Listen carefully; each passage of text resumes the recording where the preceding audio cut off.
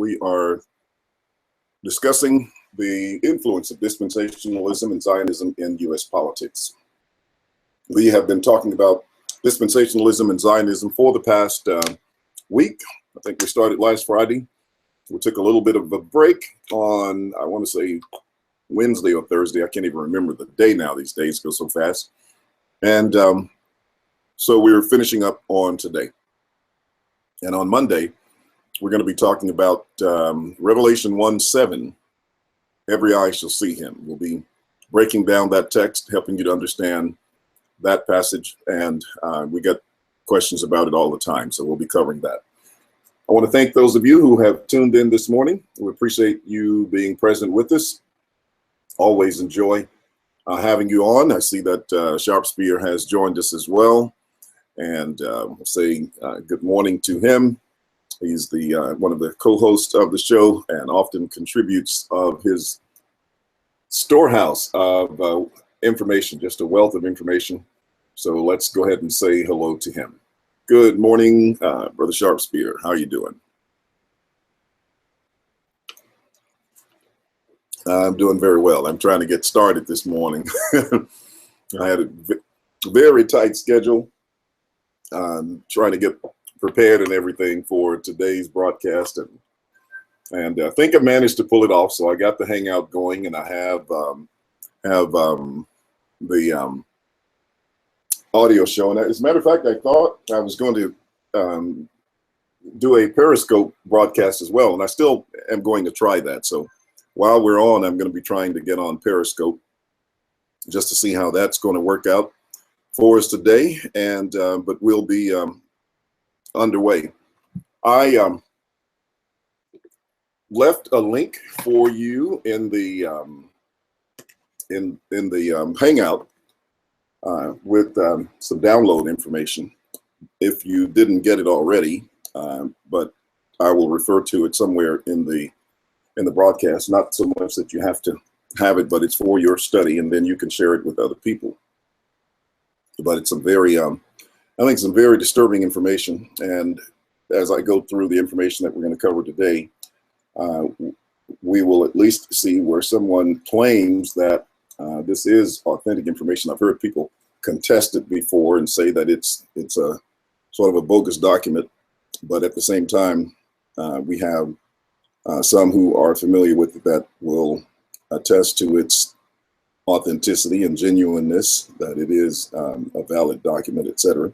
I'll let you know what that is, ladies and gentlemen. Sorry to hold you in suspense at the moment, but we want to thank our listening audience who tune in with us daily, as well as those who listen by archive broadcast. And as always, the broadcasts are available within 15 minutes or so of ending the live broadcast, so you can go back and listen, catch any part that you missed. We've had broadcasts where we've done several hours, and on the Hangout, I know we did one for 4 hours, and one of the listeners said she had to listen to it in 2 sessions, but she got it, and she wanted to know how I could do it in 4 hours, and I still have been trying to figure that out myself. It just happens, and thanks to the Lord that I ended up, having something to say for 4 hours, and I hope that it's worth your time and worth your while. But we appreciate you as our listeners being on, and thanks for joining us each day that you are with us and that you can be with us. As we said, we're going to be talking a little bit about the influence of dispensationalism and Zionism. We talked about the origins of it. We showed you how it has influenced the political influence of dispensationalism, which automatically led to Zionism, and then how the two of those sort of feed on each other. How they had planned that the churches would be teaching dispensationalism and not even knowing it. And of course, that is the case today, because I can assure you there are people who are doing it. I had people in our congregation to do a little survey this week. So they're doing one, and you might even try it yourself. But I asked them to just go to, 10 people and just ask them a question. Don't try to engage with them or anything. Just ask them, do a little survey, and just ask them if they believe in the rapture, and see how long it takes you to get 10 people, or just ask 10 people. You don't have to try to get 10 people, but just see how many out of 10 will tell you that they believe in the rapture, and just pick them randomly. Don't try to go to any people, and make sure you have a good cross section of people. Don't get them all out of the same church or something like that. Just ask people, do you believe in the rapture? And if they tell you yes, then they have been influenced by Judaism, and that they are teaching Zionism, and so they are influenced, and they are part of that plan. And you could say prophecy, if you please, that they would have pretty much all the churches teaching Judaism through the influence of dispensationalism and Zionism. And so that's exactly what has taken place, and what is going on even now as we speak. So we're going to look at a little bit more that's involved in that, and then we're going to connect it to some of your politicians. For example, we're going to be drawing heavily on a book called Christian Zionism: The Roadmap to Armageddon. This is by an Anglican bishop, I think he is. But at any rate, his name is Stephen Sizer. But he's done some very good work on Zionism, and a lot of good historical work on the subject, Christian Zionism in particular. He used to teach a lot on Facebook, and I think they wound up banning him on Facebook for some reason, or shutting down his Facebook page. And now he doesn't say as much. I mean, he had just a constant barrage of information that he would put on Facebook. But now he doesn't say very much about it, and I don't know whether it has anything to do with what transpired. I'm not sure. At any rate, he's still on Facebook, and I'm sure you can contact him if you want to contact him. He is a futurist. He isn't a full preterist. I don't think that he has a preterist view necessarily of things, but his information is good. The research that he's done. And so, it's like any other book that you read, you have to sort through it if you are a preterist, and just pick out the good and leave the rest.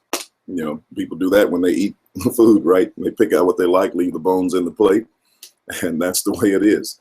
So we just have to understand that process. Excuse me, I'm going to get a sip of water. Thank you. Okay. So let's get started here, and haven't got any viewers in the Hangout just yet. They might join us a little bit later. But first thing we're going to look at is Christian Zionists who are apologists for the state of Israel. And let's just kind of see how that turns out. Christian Zionists who are apologists for the state of Israel. Now, invariably, Christian Zionists are therefore also defenders of and apologists for the state of Israel. This support consistently involves opposing those deemed to be critical of or hostile towards Israel, but also leads to the justification of Israel's occupation and settlement of the West Bank, the Golan and Gaza on biblical grounds. So if you are opposed to Zionism, you could be engaged in some very fierce either argumentation or opposition from people, just depending on which crowd you get in. There are some of the CUFI conventions or organizational meetings that they've had where some people have shown up in protest, just to warn people about it or to inform people about it. And they have been very, very vocal, as well as active in trying to stop people from even speaking against it. And so, there is just a strong support for Zionism and by these Christian Zionists. And so they would defend Israel stronger than they defend Jesus Christ. And that is pretty much, just a foregone fact. Now, whether consciously or otherwise, Christian Zionists subscribe to a religious Jewish agenda, best expressed by Rabbi Shlomo Avner, who claims we should not forget that the supreme purpose of the ingathering of exiles and the establishment of our state is the building of the temple. So their final or end result is to build the temple, so that they can, claim and feel that they have truly restored Israel, that they have been regathered to the land, and they present this to the world as proof that they are, in fact, the chosen people of God, and that they are able to function and operate as Jews within the land. So the temple is at the very top of the pyramid. Then they have another rabbi, Yisrael Maida, who explains the link between politics and theology within Jewish Zionism. He says it is all a matter of sovereignty. He who controls the Temple Mount controls Jerusalem. So you know that currently there is the Dome of the Rock that sits there. And now they're saying that, they want control. And if you can control that, you have the sovereignty. So their aim is to build the temple, to eventually destroy the Dome of the Rock, I presume. I know that they have talked about it before and said that that's what they were going to do. And then to build a temple there, which is going to just absolutely infuriate the Arabs. And who knows what the outcome of that situation is going to be. But I suppose when they plan to do it, they will be ready for whatever aftermath results. And it's just something that we will see play out. And who knows, this may be what they call the Battle of Armageddon. But at any rate, I'm sure that all the prophecy pundits are going to associate it with some form of, end time prophecy. And they're going to make it out to be, one of the biggest things that's ever happened as far as prophecy is concerned, next to, of course, what they believe 1948 is. And so they say that this paradigm may be illustrated by the way of three concentric rings. The land represents the outer ring, which, they have already claimed and are claiming. Their purpose from the beginning and plan from the beginning was to take the entire land. Now, you've heard the United States and all this talk over the years about trying to negotiate for a two-state solution in Israel. It's a farce. It never was the purpose of those who are in Israel. It was from day one their intention to have all the land, and that's why you see constantly they're making these settlements. And then, you can see also the hypocrisy of the United States, where they will tell them, don't make any more settlements, but the United States continue to send money so that they can support themselves and keep building the settlements. I mean, how is it that you claim that you are opposed to them expanding these settlements in the land of the Palestinians, that you're going to do that, and then at the same time you are sending money to support them? How much sense does that make, and how realistic is that in terms of a plan for Israel? And so, they continue to run the Palestinians off the land, but at the same time, what we have is the continued, you have the United States, saying, well, we want you to stop doing this, but they continue to do it and they continue to support it. So continue to pour money into it. So you can see that there are some strange things going on and some double talk going on as it relates to what's happening with Israel. And I think as we continue to look at the information that I'm sharing with you the story will become even more clear. So also understand that, again, if you're supporting that, or if you understand it, that it's not just about a religion. He just told you that, this is all about combining religion and a Jewish agenda, which is nothing but politics. So it's religion and politics all wound up together. Okay. Now, so as I was saying, the first ring represents the land. The middle ring and the temple is the center ring. The Zionist agenda, rather, is the middle ring, and then the temple is the center ring. So that's how they plan to move their agenda forward. They already have the land and are trying to make that 100% complete. So they aim to push the Palestinians into the sea, which will, of course, be the end of them. Some people already claim that it is already done. It's just a matter of time. And yet we see it unfolding before our very eyes, and it just continues to go on.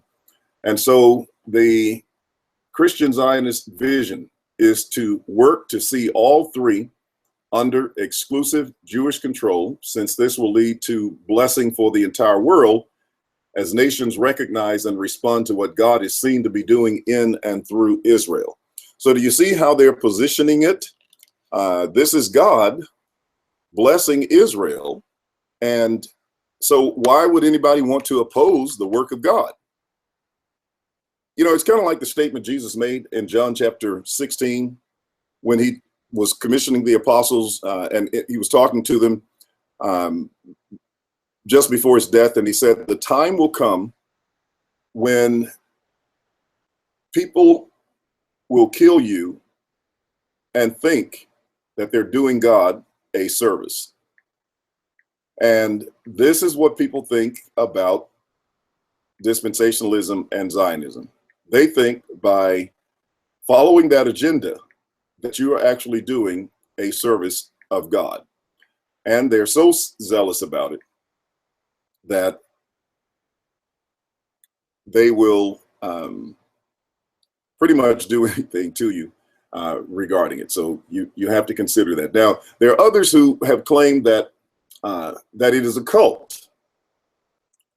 And if you've ever watched some of the people who are Christian Zionists, and I'm talking about the Christian Zionists. These are people who go to the churches and they just have a pro-Israel stance. But they act like a cult in terms of their fanaticism and their zeal about it. So Grace Halsell, who regards the movement as a cult, asks this question: what is the message of the Christian Zionists? Simply stated, it is this: every act taken by Israel is orchestrated by God. Now, how can you not support it? If every single act that is done by Israel, how many of you could support every act that you do? I mean, if you look over your life, could you literally say that every single act that you've done was supported by God? I mean, I can't. So how is it that you're going to have a nation of people, in light of everything that's going on there, to say that every act that they do is of God? That surely sounds cult-like from one perspective. When everything that people do is okay. This is what gets people caught up in these cults, and what happens to them when they get caught up in these cults. They believe that anything the cult leader does is okay. is just fine with them. And so that's the way they will view things and the way they understand anything that goes on within the cult. So it's just amazing that people will be caught up in something like that. But again, you know, this is so intricate in terms of the doctrine, in terms of everything that that they do, that, you know, you can almost understand why some people find themselves wrapped up into it because of it. So she says that it should be that it is orchestrated. Every act taken by Israel is orchestrated by God and should be condoned, supported, and even praised by the rest of us. And then we have Dale Crowley, who is a Washington-based religious broadcaster, similarly describes dispensational Christian Zionism as the fastest growing cult in America. So this is what he's saying, that it is the fastest growing cult in America. All right, I'm trying to multitask here and get the Periscope going while I have the Hangout going. So I think we got that going now. If it'll just stay stable, then we'll be okay. All right, so that's part of what's going on when we look at the apologists for the state of Israel and look at the cult. But now let's talk about subscribing to a Jewish agenda. Christian Zionism and the Jewish agenda. This is, you know, again, where people have subscribed to it. They believe that this is the way that they are to go. It just defies the imagination that it's, you know, that it's going on, but nevertheless it does. And when you look at the significance of it, it's a movement that's very diverse, ranging from individual Christian leaders whose denominations have no stated position on Zionism. See, this is what has occurred, where you have people who don't even have a stated position. They don't even know that they're Zionists, but everything they teach and the doctrines that they follow are pro-Zionist doctrines. And so by that, you know, they give their support to it. So it ranges from people who have no stated position on Zionism to major international evangelical organizations that are unapologetically Zionists. And some have an explicit political agenda, such as Bridges for Peace. I don't know if you ever heard about these organizations, BFP, the International Christian Embassy, Jerusalem, which is called ICE, which also enjoys diplomatic status in several Central American countries, so that you can see that it's not confined just to Israel, but you know, they're looking to basically cover the world with this.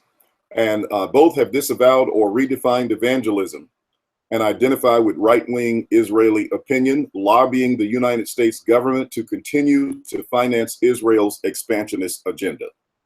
So in other words, preaching for them is no longer preaching the gospel of Jesus Christ. It's no longer preaching the death, the burial, and the resurrection of Jesus Christ, but it is all about preaching and continuing the expansion of the Jewish agenda. And so they lobby the United States toward that end.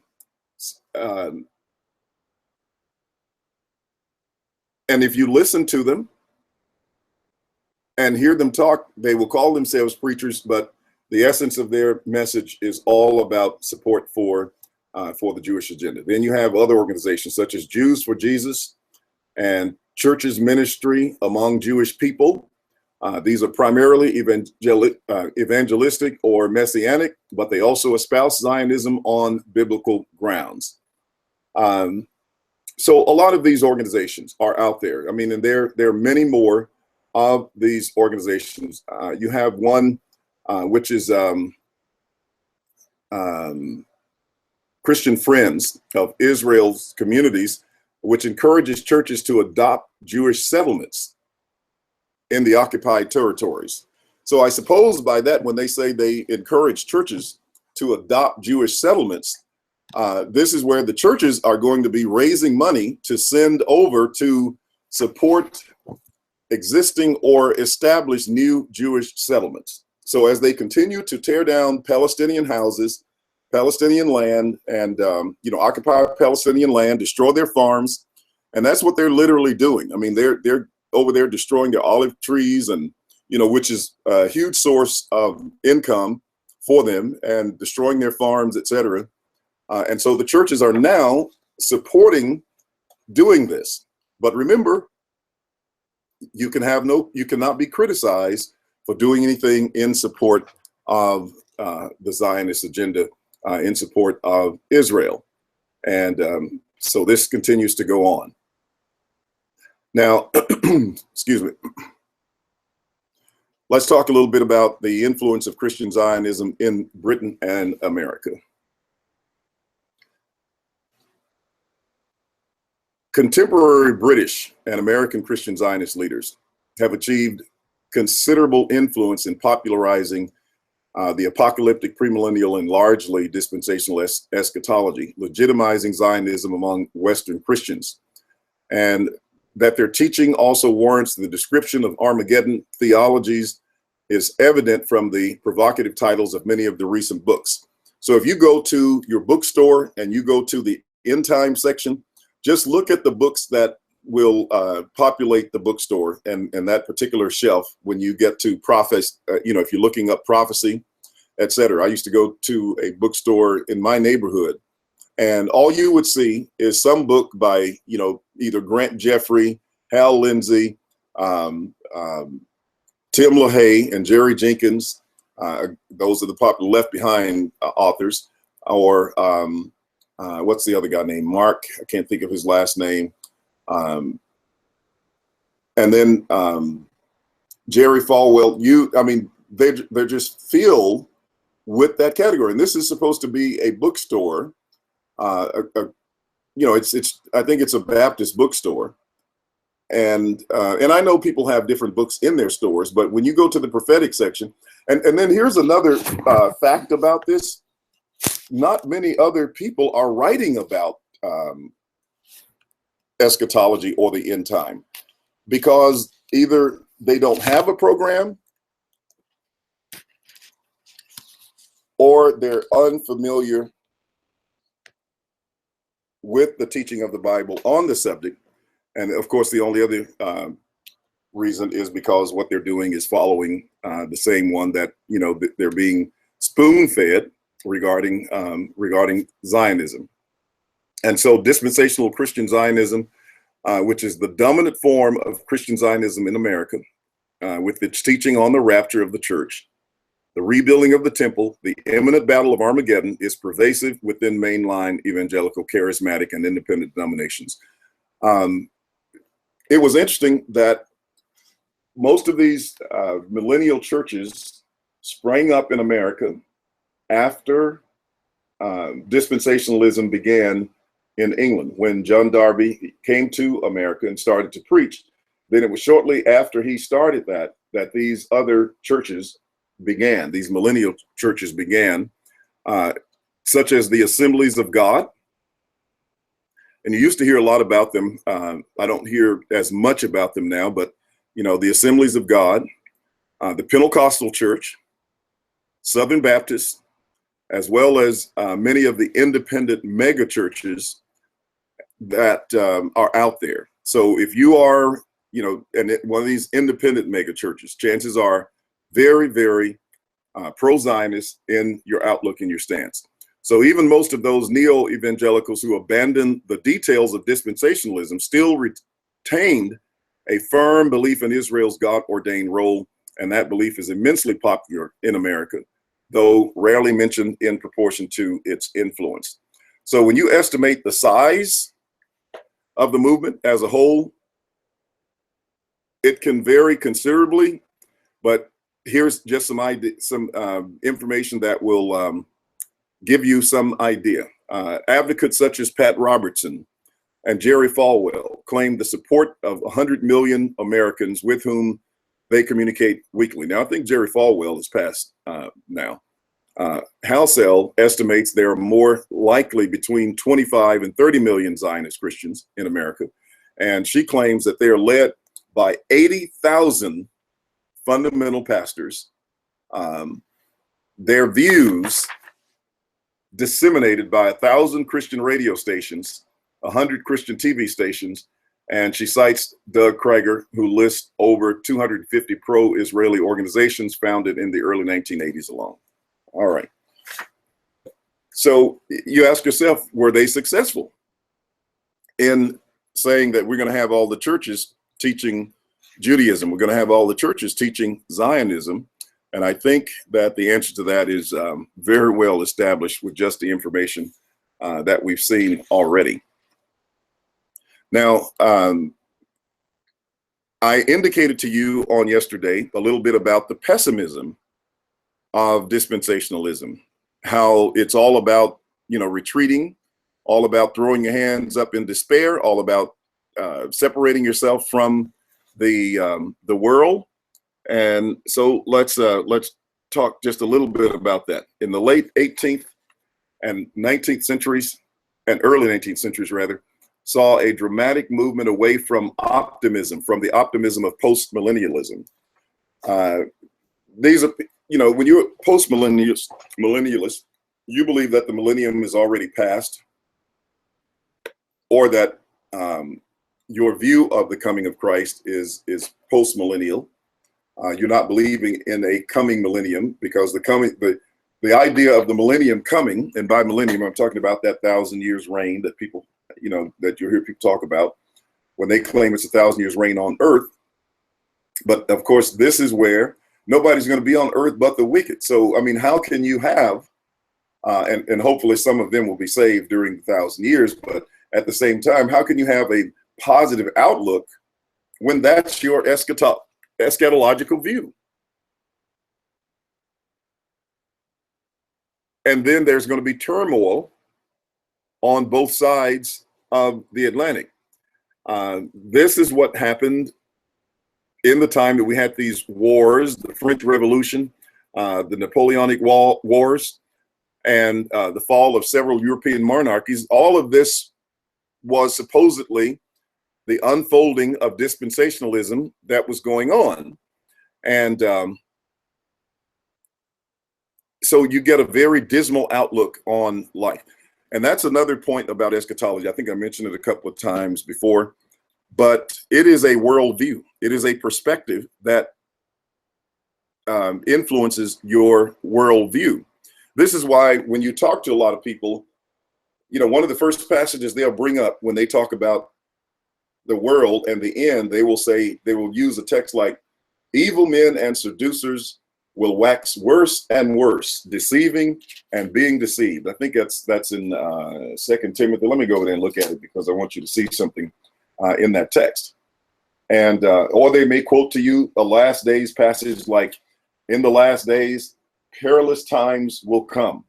And so they'll start quoting those passages to tell you that this is a sign of the last days, because all of these things are taking place.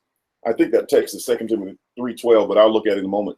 It says, but know this, that in the last days, this is 2 Timothy 3 and verse 1, by the way, in the last days, perilous times will come.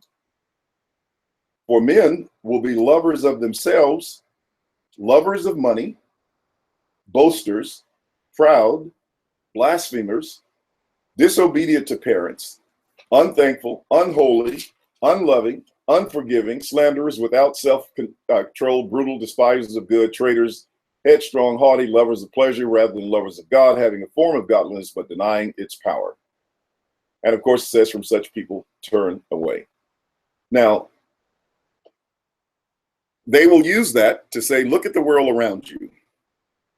And they will find some example enough to confirm their belief about it, and then tell you that this is the proof that we're living in the last days. And if you go on down a few verses, The text in verse 12 says, yes, and all who desire to live godly in Christ Jesus will suffer persecution, but evil men and impostors will grow worse and worse, deceiving and being deceived. But you must continue in the things which you have learned and have been assured of, knowing from whom you have learned them. Now, what they don't get when they read the text is that Paul was describing the situation in the first century. He was talking about what was the case with them. We don't live in the last days. We live in the age to come, what was called the age to come, which is the kingdom age. And the things that he was describing were the things that were that characterized the people of that particular time. Now, that's not to say you won't find some of the same things in this generation. You find it in every generation, but you won't find another generation as wicked as that first century generation, which the Bible, I think it's Josephus records that these people were so wicked that if it were possible, the earth would have opened up and swallowed them all. They were the ones who murdered the prophets, the apostles, John the Baptist, and they murdered the Lord and Savior. How do you get more wicked than that? Moses referred to them as the perverse and crooked generation in Deuteronomy 32, verse 5 and verse 20. And you learn of them in the New Testament when the Lord says, whoever is ashamed of me and of my words in this adulterous and sinful generation, of him also will the Son of Man be ashamed when he comes in the glory of his Father with his angels. And it right in that next text, that's Mark 8:38, but right in the very next text, the scripture says, there are some standing here who will not die till they have seen the kingdom of God come with power. So he's just described to you the adulterous and sinful generation, but he said that that generation, or some who were standing with him in his presence, would not die until they saw the Lord coming in his kingdom. So that tells you that the events of the last days, this description of people in the last days, was characteristic of those who lived in that first century generation. But because people do not honor the time statements of the Bible, they take these events out of their first century framework, and they impose upon them a framework that is contrary to Scripture. And that's the reason they get caught up in doctrines like dispensationalism and wind up into a political construct such as Zionism. And that is what we are talking about today. Now let's move on. And one of the fundamental documents that was used to establish the state of Israel, for them to get their homeland, was called the Balfour Declaration, which implemented the Zionist vision. You know, as I said before, when we talked about the land we had established as far back as the 8th century, when they first converted to Judaism, that they were seeking to establish the land, and even at times beyond then, they were still working on it before they had organized formally as Zionists. Well, the Balfour Declaration is the declaration that was drawn up to actually give them the land. And so it was probably the most significant literature or document as far as the quest for the land is concerned. So Arthur James Balfour, who lived between 1848 and 1930, pioneered this Balfour Declaration in 1917. He had been brought up in an evangelical home and was sympathetic to Zionism because of the influence of dispensational teaching. So how many times do we have to say it? Do we have to point that out, that this is what is going on? And so the marriage between dispensational and dispensationalism and Zionism cannot be denied. And according to his niece, shortly before his death, Balfour remarked that the Jewish form of patriotism was unique. Their love of their country refused to be satisfied by the Uganda scheme. And in other words, remember I said that they had been discussing going to Uganda. I think another place was to Australia. No, it was Argentina. But they, the other Zionists disapproved of that. And so I suppose because it wasn't going to give them the legitimacy that they wanted, because if you call yourself, going back to your land, but you go to the land that had nothing to do with Israel whatsoever, that is going to take away from the legitimacy of your claim. But if you can go to that same land, then people will automatically think, well, yeah, this must be the gathering back into the land, and this must be the Jewish people, since they are there. But neither of which is true in terms of the gathering, or that they are the people who were supposed to be gathered to the land. And so this is, again, what you have now. As we move on, some statements that were made by Balfour. He said, "For in Palestine, we do not propose even to go through the form." And see, remember, I've said, and this goes back to the political side of it, that when they went into the land, they did not intend to just become settlers there and live peacefully alongside of the Christians and the Muslims and the Jews who were already there. They went in to take the entire land from the beginning, which meant that they were going to go in with a military force in order to do that, because what person is going to give up their land without a fight? So they knew, and they were developing an army even before they went in. So it says, "For in Palestine, we do not propose even to go through the form of consulting the wishes of the present inhabitants of the country. The four great powers are committed to Zionism, and Zionism, be it right or wrong, good or bad, is rooted in age-long traditions, in present needs, in future hopes, or far profounder import than the desires or prejudices," now listen to this, "of the 700,000 Arabs who now inhabit that ancient land."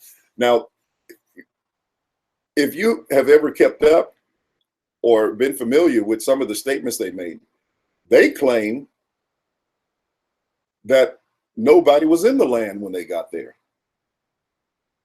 In some of their literature, they claim that no one was in the land when they got there.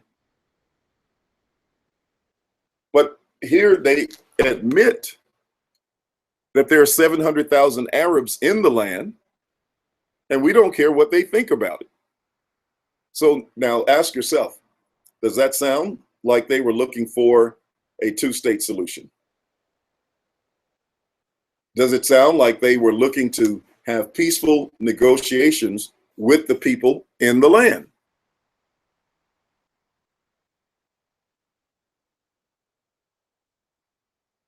"I do not think that Zionism will hurt the Arabs," he says. "In short, as far as Palestine is concerned, the powers have made no statement of fact which is not admittedly wrong, and no declaration of policy which, at least in the letter, they have not always intended to violate."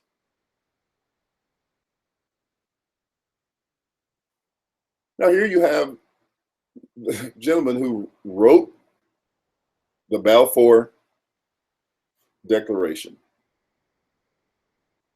before they entered the land, telling you that they intend to violate every policy with regard to it. I read an excerpt from a book titled "Custer Died for Your Sins," that was related to the United States when they were confiscating territory from the Indians. And I think the gentleman's name was Vinnie Deloria Jr. He used to be a professor at the University of Oklahoma, but he's passed now. And so, you know, he wrote about the history of the Indian struggles with America, the Native Americans. And he pointed out that there had been some 400 treaties that were made by the USA, all of which were broken. And he said it would take Russia 100 years to break all of the treaties that the United States broke with them back during the time that they were, and I don't know what period of time, it wasn't that long of a period of time, but within the period of time in which they were taking the land of the Indians. Now, is it interesting or coincidence that the same fundamental mindset of taking land and not caring about any agreements or policies that you make are the same between Zionism and between the United States?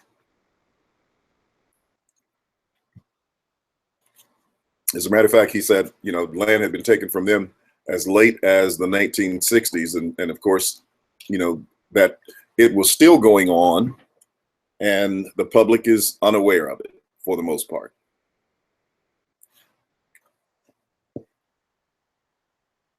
But yep, you know, this is the kind of situation that we have.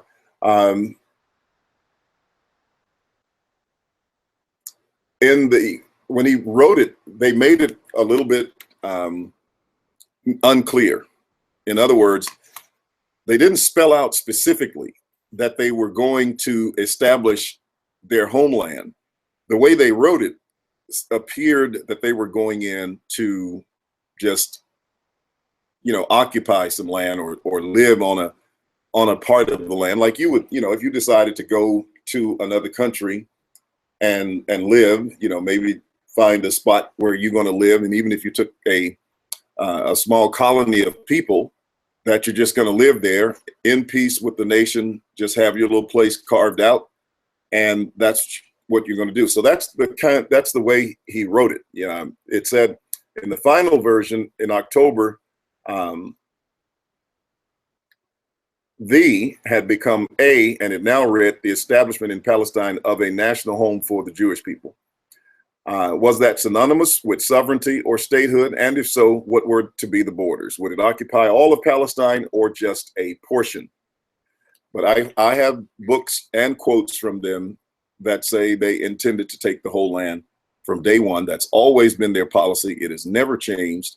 And the only reason we're hearing about two-state solution is because it is a political ploy designed to stall long enough for them to get all of the land. So by just keep putting the Palestinians through this stalling and this negotiation process, all at the same time, they're continuing with the settlement. So that's what's going on. So you can see the deception that's going on there. And so clearly Balfour did not believe that the present inhabitants need be consulted either before or afterwards, that 90% of the indigenous population of Palestine were Arabs, of whom around 10% were Christian, seemed irrelevant to the politicians and the Zionists who had another agenda.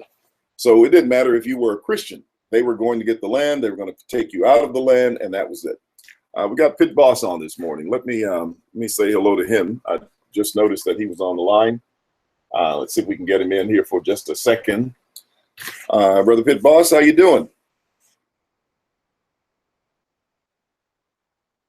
Yes.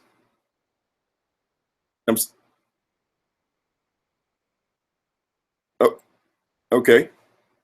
All right. All right. Well, good. I just wanted to acknowledge you being here. So I'm sure that if you want to jump in at any point, down the road, feel free to do so. All right. So just a month after publishing the Balfour Declaration on the 9th of December, 1917, British troops occupied Jerusalem. Now, this is a people now that doesn't have a country, doesn't have any land or anything, and you're going over there to set up your little small colony and just associate with them. But December 9th, 1917, after they write the document, then British troops occupy Jerusalem. And Anglo-French diplomacy and strategic self-interest in the possession of territory gained from the Turks led to duplicity over the Balfour Declaration in promising the same land to both the Jews and the Arabs. So they had promised the land to the Arabs, but now they promise it to the Jews. Well, you kind of know what turned, how things turned out as a result of that. But again, this is what's going on in the development of dispensationalism and in the growth of Zionism along the way. Around 1859 to 1945 is where you have this explosion of dispensationalism in the churches in America. And so just like the Revolutionary War provided a stimulus to popular apocalyptic speculation by 1773, George III was being portrayed as the Antichrist and the war as a holy crusade that would usher in the millennium.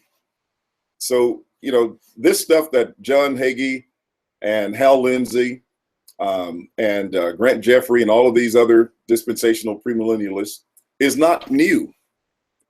Every time there was a war breaking out, they were always wanting to associate it with the millennium. Well, how many times can the millennium come? And again, every time, they're wrong, thinking that the return of Christ is going to occur very soon.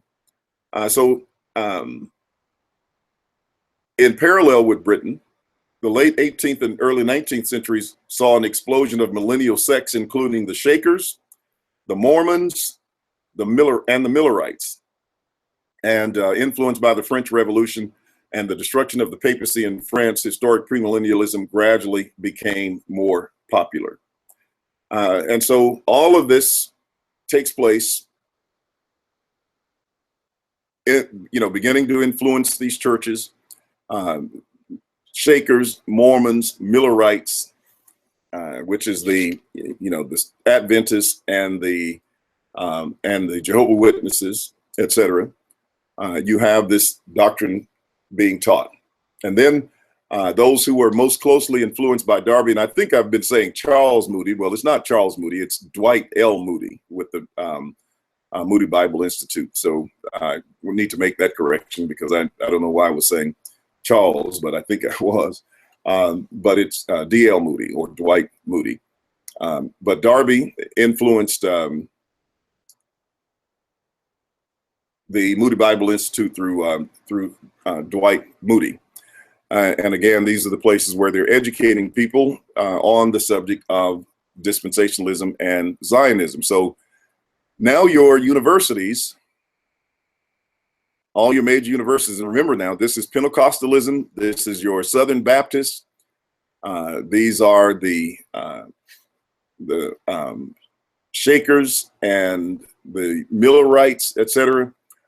All of them are permeated with this teaching. So if you're going to get a university education and you're going to study the Bible, what doctrine do you think they're going to teach? They're going to teach you Judaism. They're going to teach you the pro-Israel stance. And that's just the fact of it.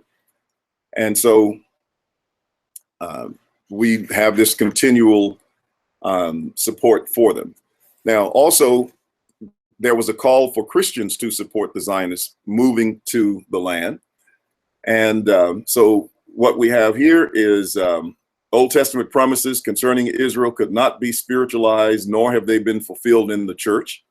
So they're denying that these things refer to the church. And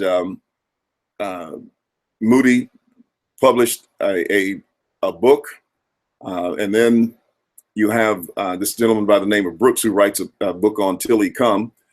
But what they were doing was calling upon Christians to support the return of Jews to Palestine and repudiated the anti-Semitism prevalent in Europe and in America.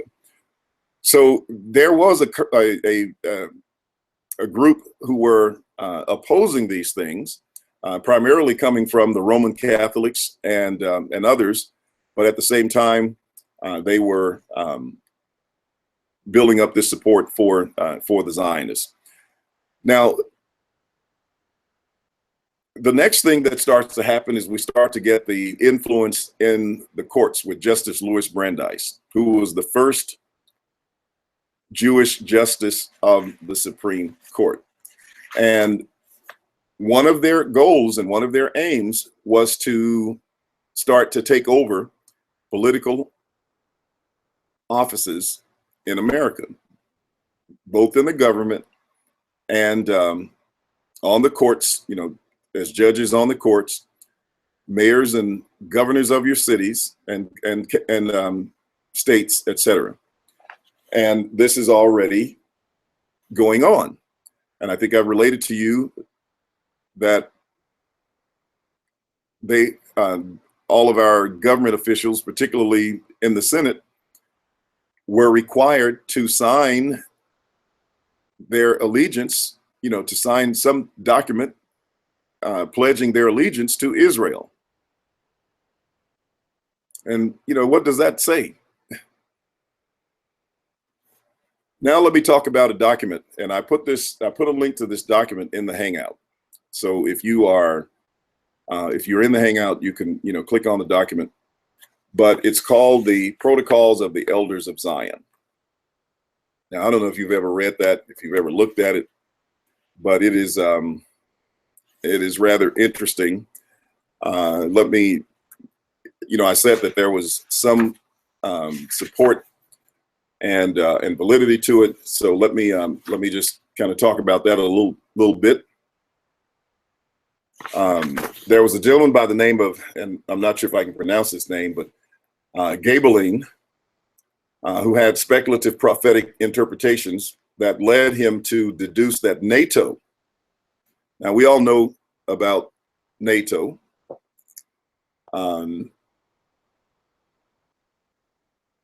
represented the 10 kings of the revived Roman Empire. Now that's what this gentleman said about it. And he's also been accused of anti-Semitism. But Wilson claims that in Gabeline's book, The Conflict of the Ages, he appears to provide legitimacy for Nazism. And in response to the publication of the Protocols of the Elders of Zion, a spurious work alleging to be the secret plans of a worldwide Jewish conspiracy to undermine civil authority, destroy Christianity, and take over the international economy. Gabeline accepted it as the work of a Jew, agreeing, and he says, they certainly laid out a path for the revolutionary Jews that has been strictly and literally followed. That the Jew has been a prominent factor in the revolutionary movement of the day, wherever they may have occurred, cannot truthfully be denied, any more than it was the Jew who assassinated with all his family the former autocrat of all the Russians, or than that a very large majority, said to be over 80% of the present Bolshevist government in Moscow, are Jews.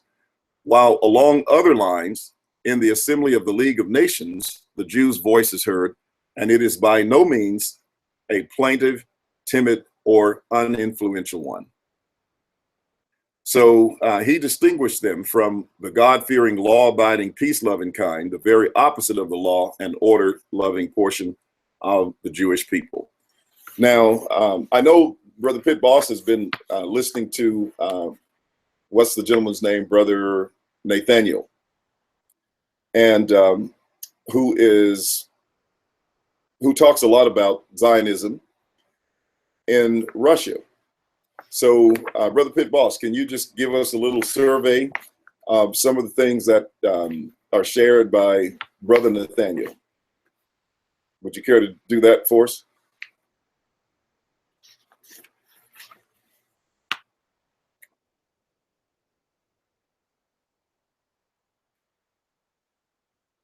Okay.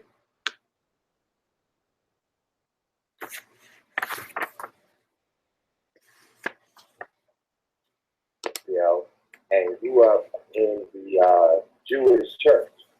And I guess living here in America, I believe he's up in Colorado, he converted to the Russian Orthodox Christian Church. So he follows a brand of Christianity through the Russian Orthodox Church.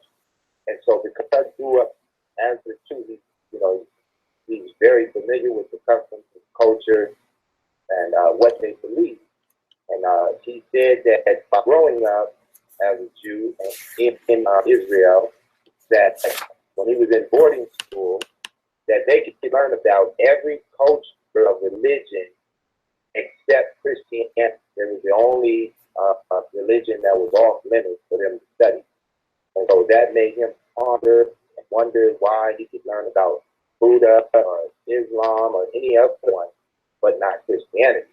So he said he began to study and he started to realize that Christ is real, and that he contradicted the ideas in there. So, he puts out a lot of videos explaining things, talking about how in Russia, President Putin kicked out the Jews out of the country and then established Christian churches throughout his country. I think he built over 3,000 to date.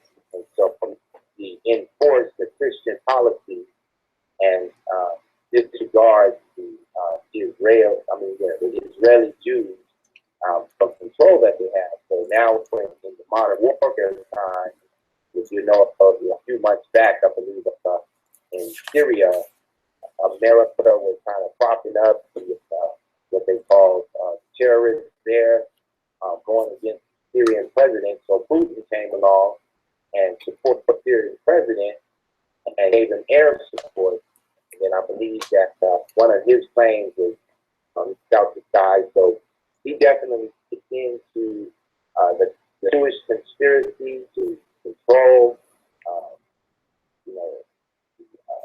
the economics and power. He talks about how America is the little gun for Israel. From his viewpoint, Israel is controlling the world and using America as their pit bull to go and fight those whom they don't like. And just to add something else on, as you were explaining through this history of Zionism, recently I was watching a video of a man speaking about a group of African Americans who in 1967 went to Liberia. And there in Liberia, they stayed for a year or two and made their way over to Israel and became citizens. And so now they have a community of what they call Hebrew Israelites. And they feel like they're living out the Bible and going home to their homeland and to the New Jerusalem. And they believe that they're Christian. He said they're Christian Zionists. So they believe that Zion is paradigm. So the history that you're speaking out, it's like we have a modern day group of African Americans who are there who believe this doctrine in the aspect that the Bible is telling them to return to Israel and claim their homeland. And so that's pretty interesting. Okay, well, thanks very much. It's a very, very interesting and thorough survey there. But yeah, it's and ladies and gentlemen, do a little write-up.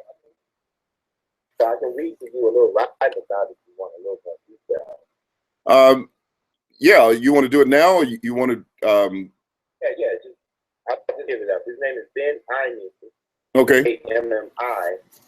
It says that 300 of his followers first settled in Liberia in 1967. And in 1969, they began to move to Israel using temporary visas. They refused to convert and insisted that most Israel Jews are not descendants of the ancient Israelites. Members of the group continued to rise, and they settled in the desert community of Yamona for 2 decades. Their population continued growing through natural increase and illegal immigration. Throughout the 1970s, tension between the group and state of Israel grew as the group faced low employment, inadequate housing, and attempted deportation. While the state considered them illegal aliens, Ben Amin accused the government of racism for the uprising the Holy Land, claiming that the greatest conspiracy ever conceived in the minds of men was to create a national homeland for the Jewish people.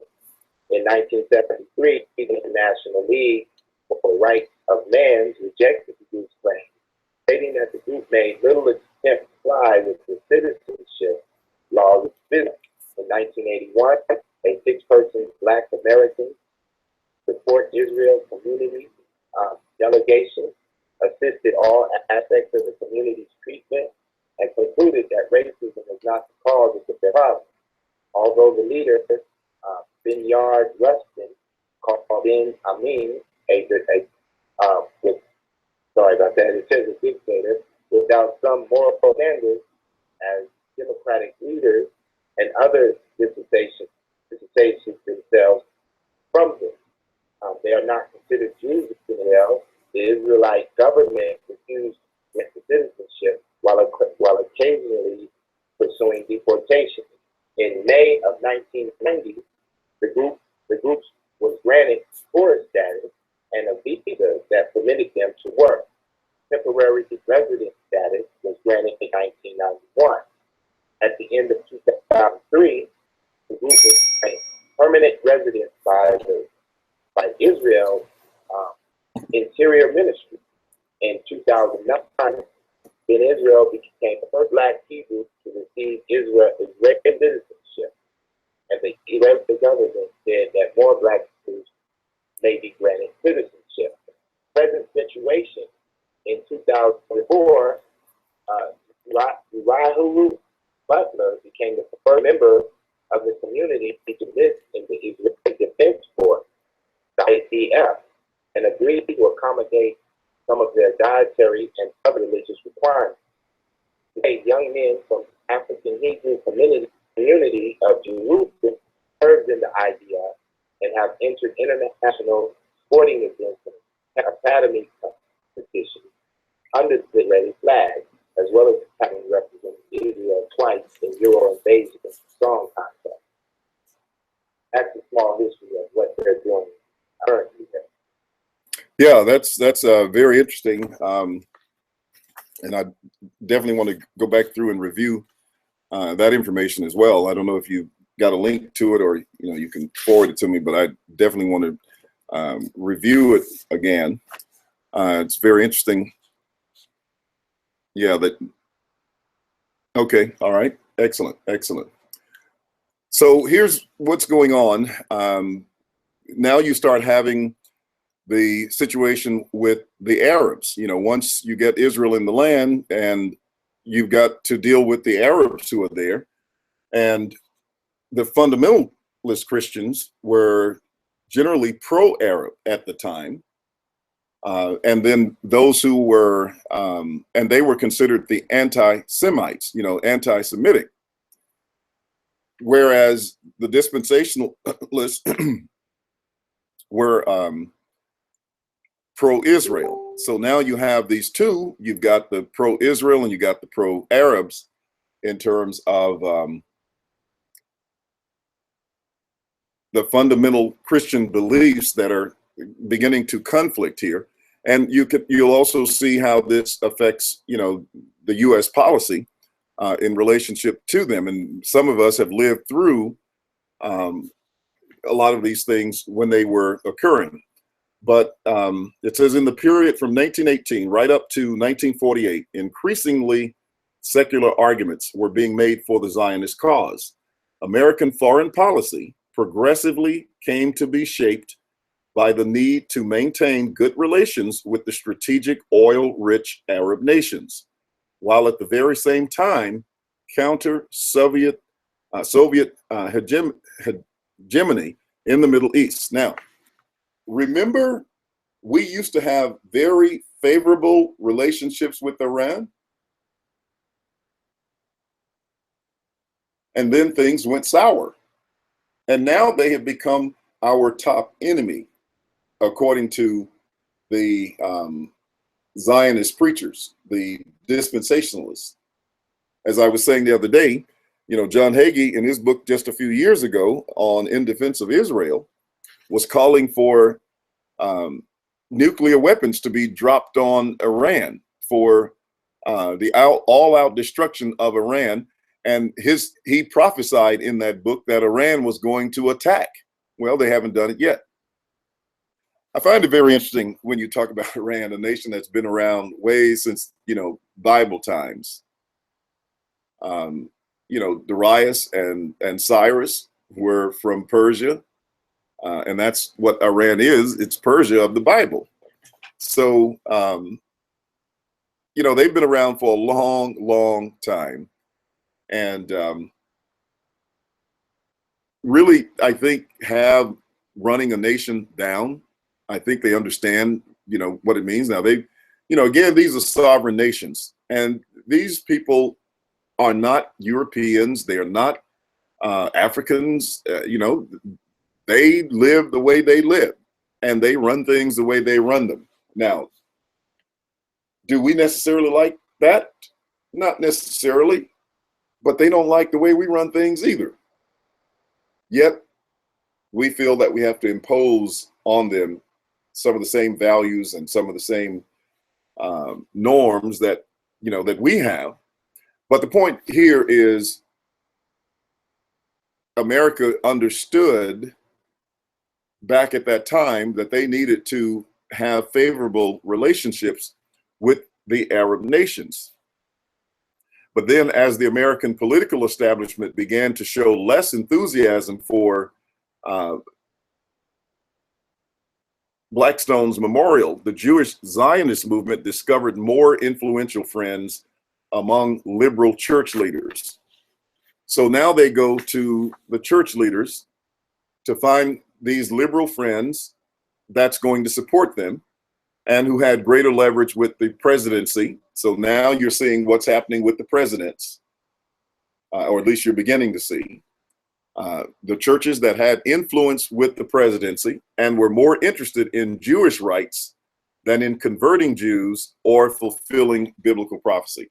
So there you have it. The fundamental Christians were all about converting Jews, whereas the liberal ones were about supporting the Zionist agenda. And so those are the ones that they sought to work through. Now, again, you're still seeing this idea of they're working through the churches, you know, influencing the churches and now working through the churches to even get to the leaders in politics. And they also were not interested in fulfilling Bible prophecy, which, you know, if you going to apply those Bible prophecies to Israel, then you got to wipe out 2/3 of them, and people, you know, understood that. So during that same period,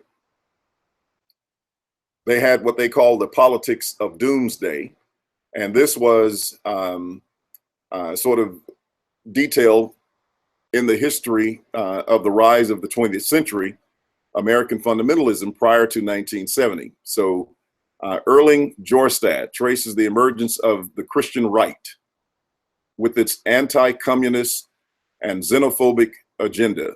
Yet surprisingly, there's not a single reference to Israel.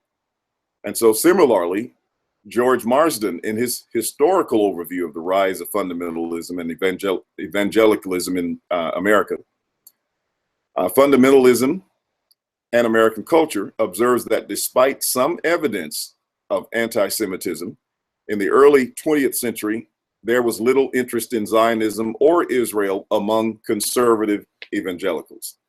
Now, I've mentioned anti-Semitism a couple of times. Let me talk about that. I don't know if I've defined it before, but let me define it again, even if I have. We're often criticized of being anti-Semitic. And yeah, I know that I talked about A.L. Schlosser, who was the first one in 1781 to refer to Semitic as referring to an ethnic group, but it does not refer to an ethnic group. Semitic is a language, and now I do remember covering that, but it's a language. So this is nothing but a means of laying a guilt trip on people to call you anti-Semitic. It just means that you're against the Zionist program. And Zionism and Judaism are two separate things. They're not the same. You got two groups of European Jews. One practices Judaism and the other practices Zionism, and they hate each other's guts.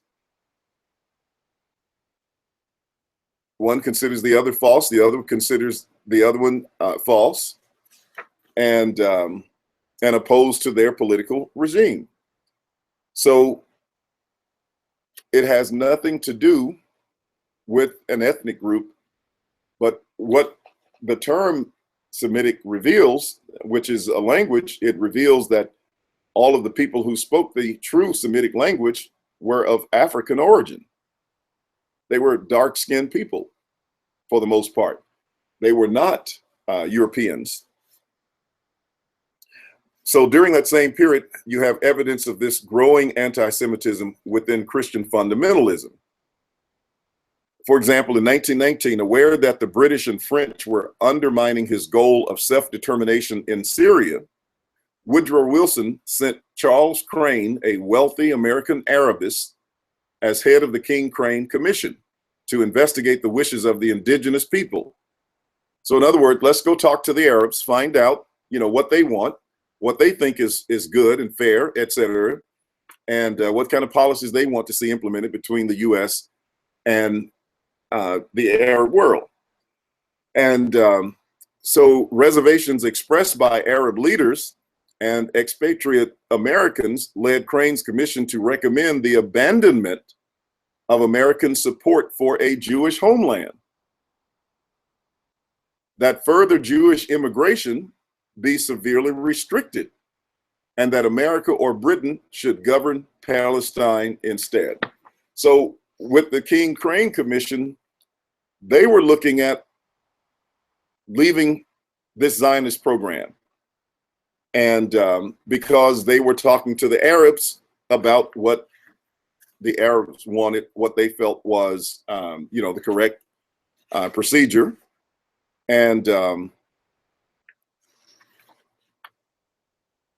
in that process, it was going to affect the policy in that particular, in that area.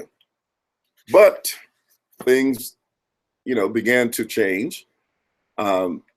What Crane had envisioned was a worldwide attempt on the part of Jews to stamp out all religious life, and felt that only a coalition of Muslim and Roman Catholics would be strong enough to defeat such designs. Now, when you look at the protocols of the elders of Zion, and if you've paid attention as much as possible, because I know this is a lot of information, it's a lot for me, it's overwhelming. But I'm just trying to paint a picture here. So not so much that you're going to get every detail, but just to see a thread woven within dispensationalism and Zionism, enough for you to form a context, for you to have a context of what's taking place, or what has taken place and what is taking place.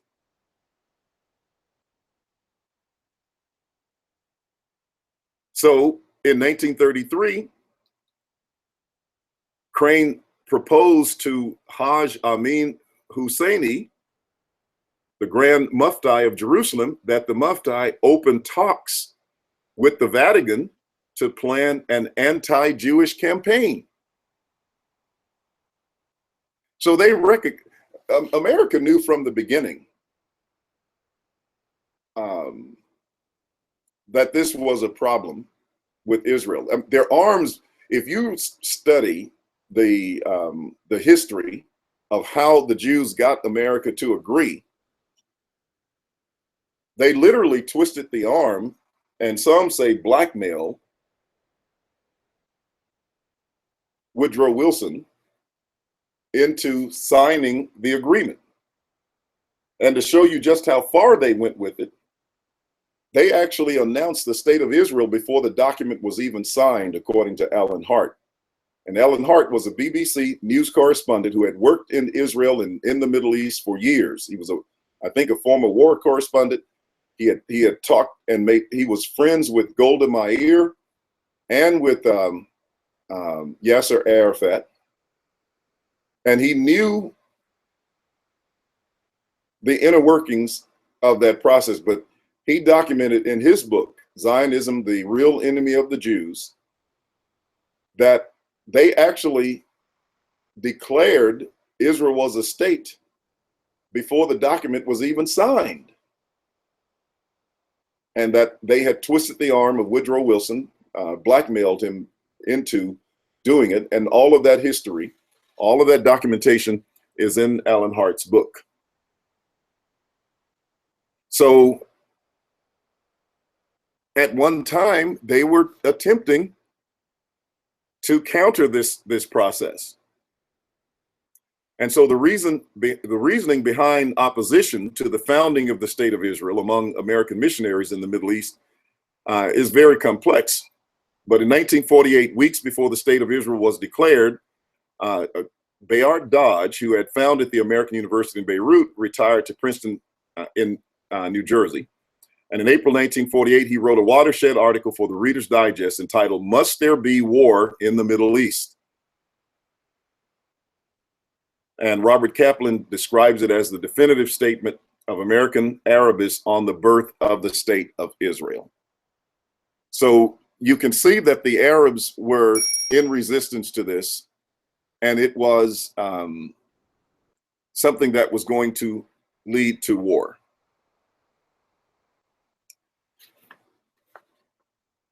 And they felt like the only groups that were, I guess, large enough and powerful enough to deal with it was going to be the Roman Catholics, who could defeat the designs of world control by the Zionists.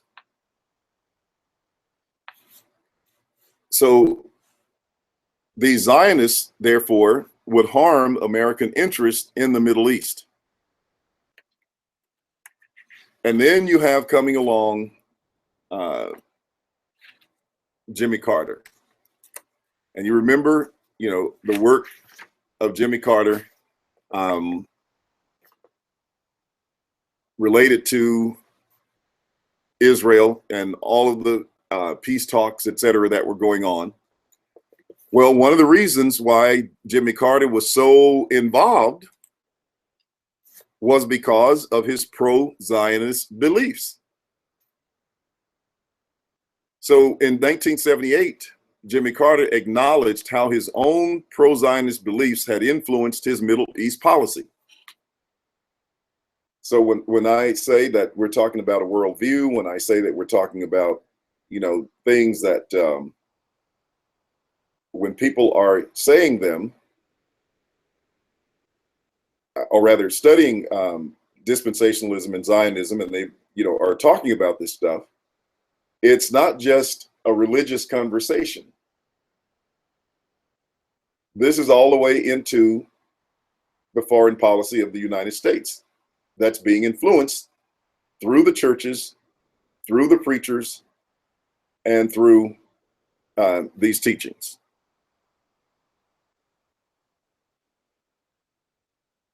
So they're thinking the establishment of Israel is the fulfillment of Bible prophecy and the very essence of its fulfillment.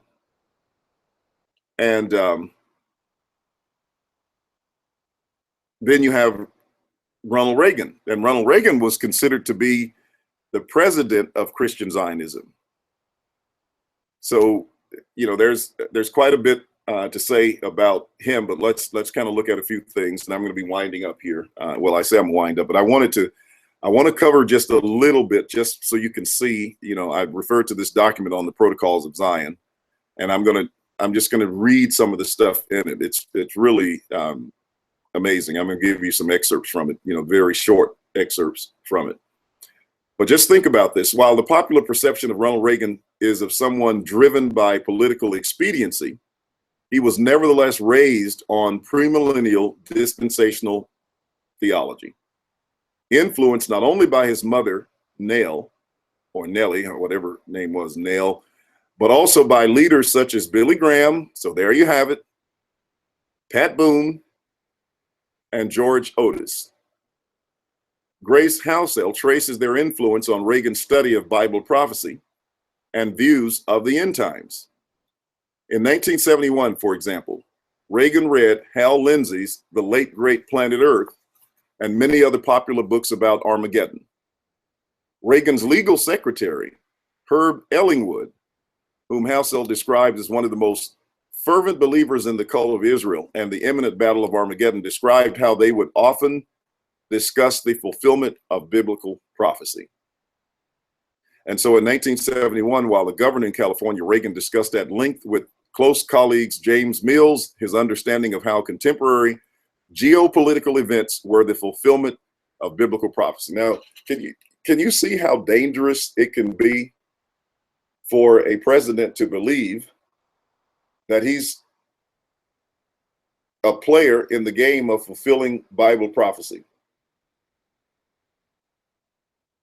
Now, we know when we read the Bible that there were men who were involved in Bible prophecy. You can, whether you're talking about the pharaohs, whether you're talking about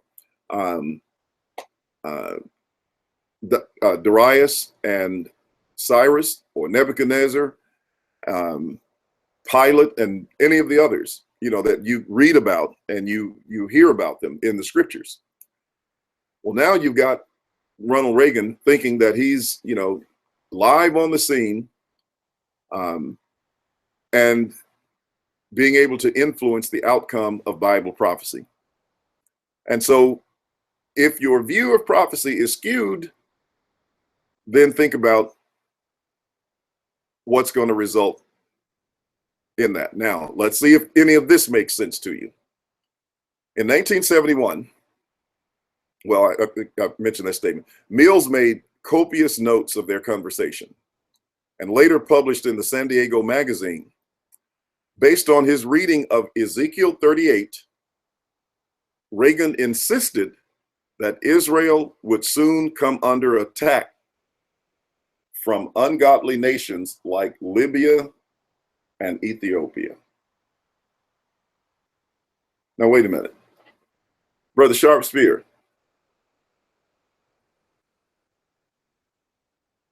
Brother Sharp Spear, are you here? Yeah. Didn't you tell us the other day that Ethiopia was one of the nations that followed the Bible? Now, ladies and gentlemen, Ethiopia heard the gospel very early on with the Ethiopian eunuch in the book of Acts.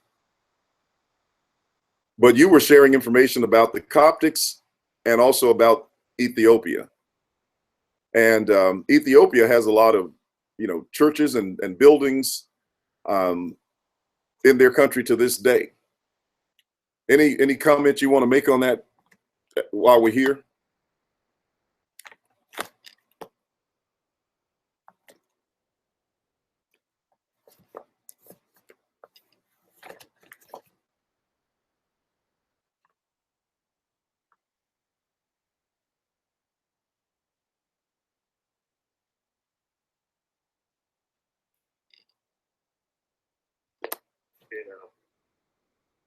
Okay, and so they're calling these ungodly nations. So do you understand the significance of that? Libya has now gone communist, and that's a sign that the day of Armageddon isn't far off. Now, I know you've been listening to this for like 5 days, and look at how many times Armageddon comes up. Look at how many different times it comes up in terms of where it's placed historically. And all of these times, people are believing that this is Armageddon, and it never happens, according to the scriptures.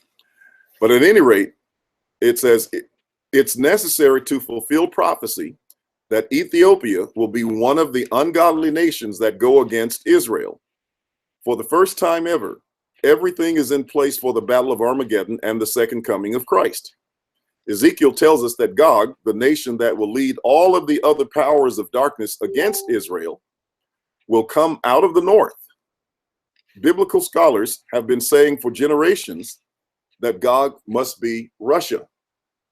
now that Russia has become communist and atheistic, let's see, now that Russia has become communist and atheistic, now that Russia has set itself against God, now it fits the description of Gog perfectly.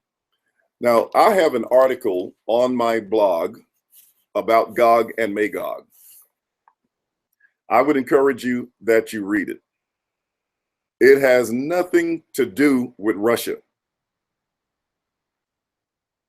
It has nothing to do with the Zionist state of Israel. The battle of Gog and Magog is over. The scripture says they came up on the camp of the saints. Now, the book of Revelation was very clearly about those who say they were Jews and were not, but were of the synagogue of Satan. The only Jews that Jesus referred to and called the devil were those who rejected him as the Messiah. Now, keep in mind, these Khazarian Jews haven't even converted to Judaism. They're not even born when Jesus makes that statement. They don't convert to Judaism until 1840. The book of Revelation talks about things which were at hand. It talks about the temple being in existence in Revelation 11. John was told to rise and measure the altar and the temple and those who worship therein, but the court that was without leave out, for it is given to the Gentiles, and they will tread it underfoot 42 months. These things were shortly to come to pass. The time was at hand, and Jesus was coming quickly to reward each man, which is the text of some standing here who will not die till they see these things take place. So they've taken the prophecy of Ezekiel, which was an Old Testament prophecy, which falls under the category and the framework of Luke 21:20 through 22, that says, when you see Jerusalem surrounded by armies, know that its desolation is near. Then let those who are in Judea flee to the mountains, let not those in the country enter her. For these are the days of vengeance, that all things which are written may be fulfilled. And then he says, assuredly I say to you, this generation will by no means pass till all these things take place. Well, there's your framework for the fulfillment of all things. And that would include Ezekiel. I have to quote Brother Pitt Boss as he was communicating before when we had a guest on the line. He said, the name of the show is All Things Fulfilled. Well, that's the name of that scripture, ladies and gentlemen. These are the days of vengeance, that all things which are written may be fulfilled. And then assuredly I say to you, this generation will by no means pass till all these things take place. So when you're looking in Revelation, when it talks about Gog and Magog, they come up on the camp, or come up against the camp of the saints. And the Lord devours them.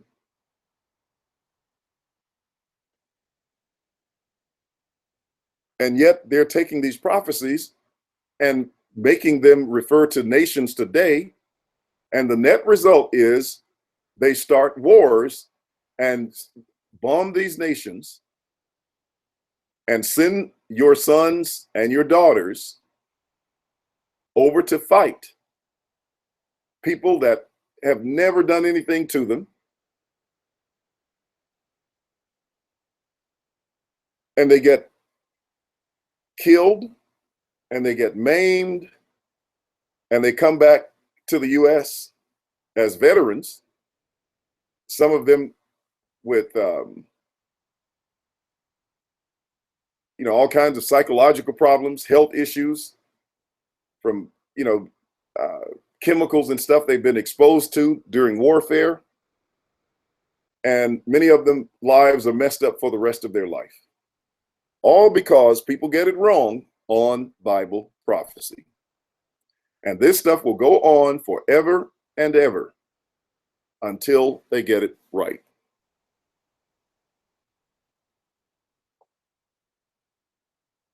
Mills went on to describe how Reagan spoke about impending nuclear holocaust. See, another thing you have to understand about this is that this stuff can become self-fulfilling prophecies too. I mean, here I am, I'm the president, right? Sitting up there with all the executive power and control. And I believe that the Holocaust is near. Armageddon's about to take place. Israel is the chosen people. They're in the land. An attack is about to come against them. So I can just declare a war and take out an enemy on behalf of Israel.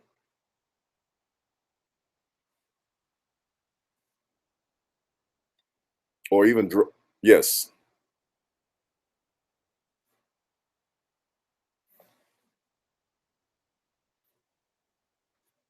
Hmm.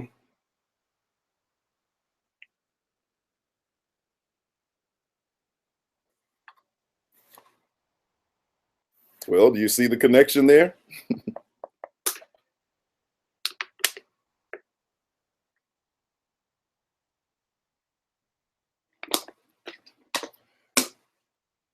Yeah, hold on a second. Let me start over and repeat that. Let me let you get that in the Hangout. Say it again and just speak up a little louder. In 1974, Haile Selassie, the emperor of Ethiopia, was overthrown by communists, Zionist communists.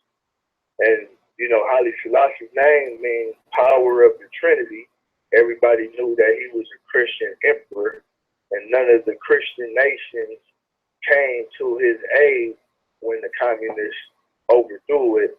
And what you're saying right now makes, you know, connects it better that they let it happen because they needed to fulfill these prophecies and turn Ethiopia into one of those nations that would fit the characteristics of what they thought they were reading in the Bible. Okay, and not only just fit the characteristics of what they're reading in the Bible, but also fit a program and a plan that they have for all these nations. So yeah, thank you for that. And it's just amazing how, you know, when you look at what's going on and you look at how all of this is developed, you can see the picture unfolding right in front of your eyes. And this is not Bible prophecy, ladies and gentlemen. These are hallucinations by these men. You know, this is their imagination running wild with them and their ignorance of the Bible. It says in another conversation recorded by the evangelist Harold Bredesen of California, Reagan described how he was convinced God was bringing the Jews back to Israel. Bredesen was impressed by Reagan's grasp of a dispensational view of Israel, even down to his memorizing of the very day in 1948 when Israel was reconstituted as a nation, so-called. George Otis, a former electronics manufacturer of components for nuclear weapons who later operated 4 Christian radio stations in southern Lebanon, was influential in securing Reagan's election as president. Otis was also honorary chairman of Christians for Reagan. In a 1976 TV interview, Otis discussed with Reagan their views on how dramatic Bible prophecy was being fulfilled in the reemergence of Israel as a nation. And Otis then asked Reagan, what do you feel America should do if ever in the future Israel was about to be destroyed by an attacking enemy nation? Reagan replied, we have a pledge to Israel to the preservation of that nation. We have an obligation, a responsibility, and a destiny. We have a pledge to Israel to the preservation of that nation. We have an obligation, a responsibility, and a destiny. Sounds like anybody else? Does not. So during the 1980 presidential campaign, on numerous occasions, Reagan was recorded as saying, "We could be the generation that sees Armageddon." Now remember,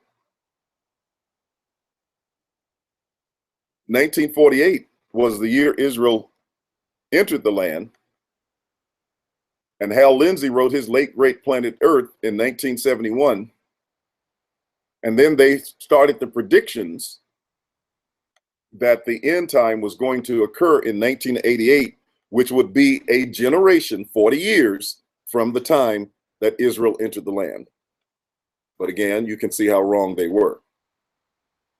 So in that same year, William Safire, a columnist for the New York Times, quoted Reagan as saying to a group of Jewish leaders, "Israel is the only stable democracy we can rely on as a spot where Armageddon could come."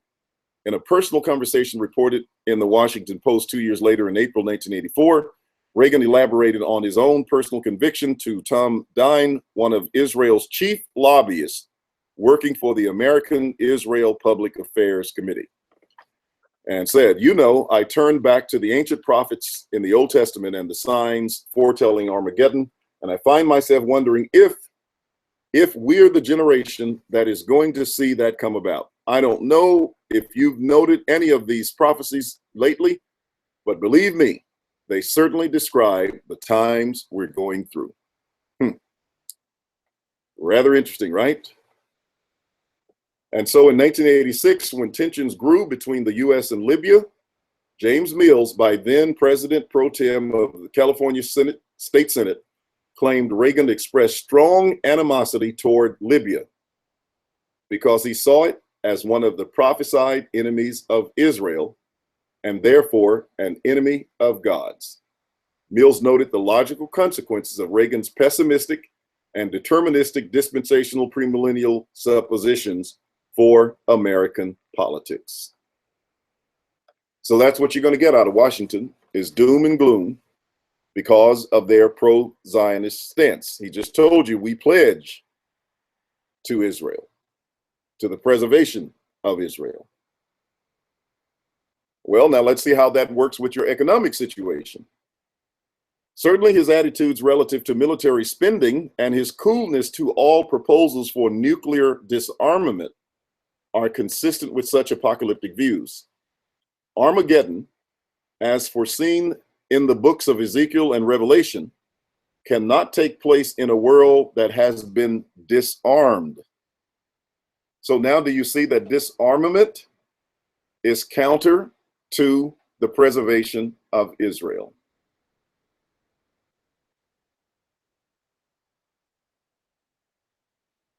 It is contrary to God's plan as set forth in his word. The president's domestic and monetary policies, too, are in harmony with a literal interpretation of biblical prophecies. There is no room to get wrought up about the national debt. And what have we seen happen to the national debt? It has mushroomed. It's like the cloud of an atomic bomb.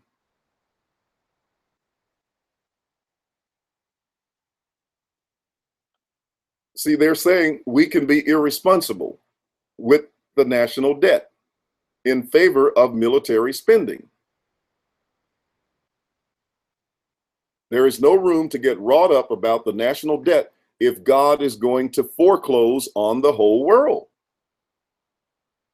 See what end of the world prophecy gets you? You believe the world is going to come to an end? You'll have people walking around trying to predict it and believing that it's happening, and then get in positions of power to make it possible.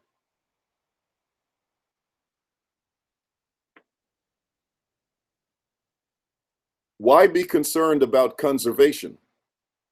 Why waste time and money preserving things for future generations when everything is going to come to a fiery end with this one?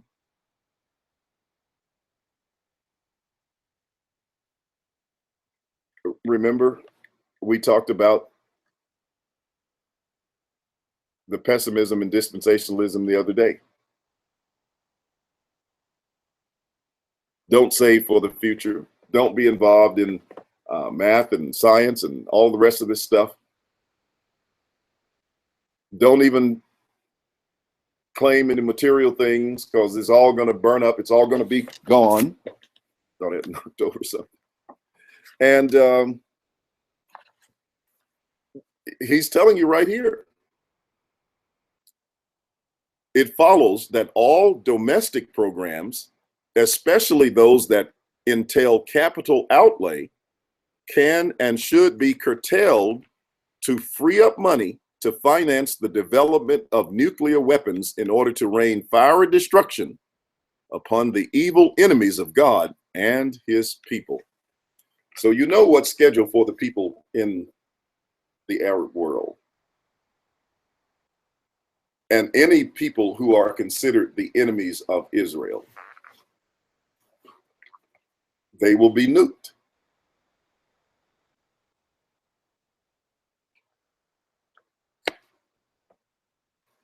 So you think Bible prophecy and Bible teaching is harmless, right? You think it has no consequences. You think you can just hold a false view and not have any responsibility to it. Well, that's not what's happening with the information we're looking at.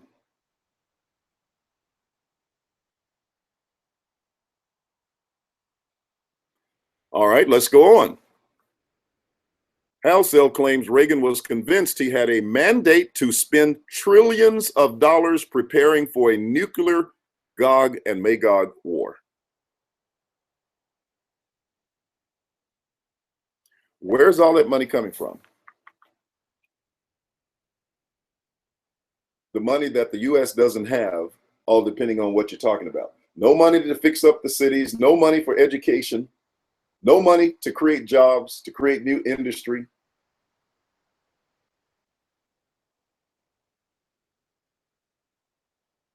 But money for bombs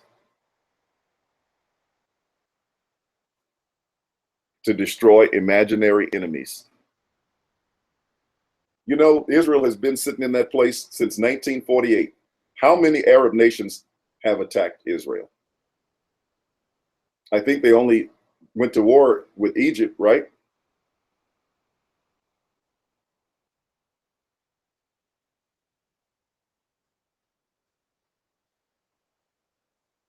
Yeah.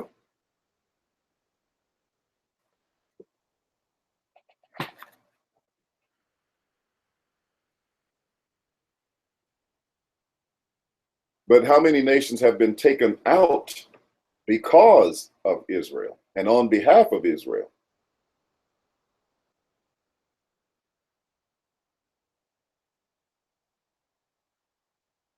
And because people are getting it wrong on end time prophecy. See, you wouldn't have anybody prophesying anything if you understood that prophecy is already fulfilled. As a matter of fact, I think Zechariah 13 would be appropriate at this point. Pit Boss, would you like to read for me if you're still here? And if not, I can read it if you're not. But Zechariah 13.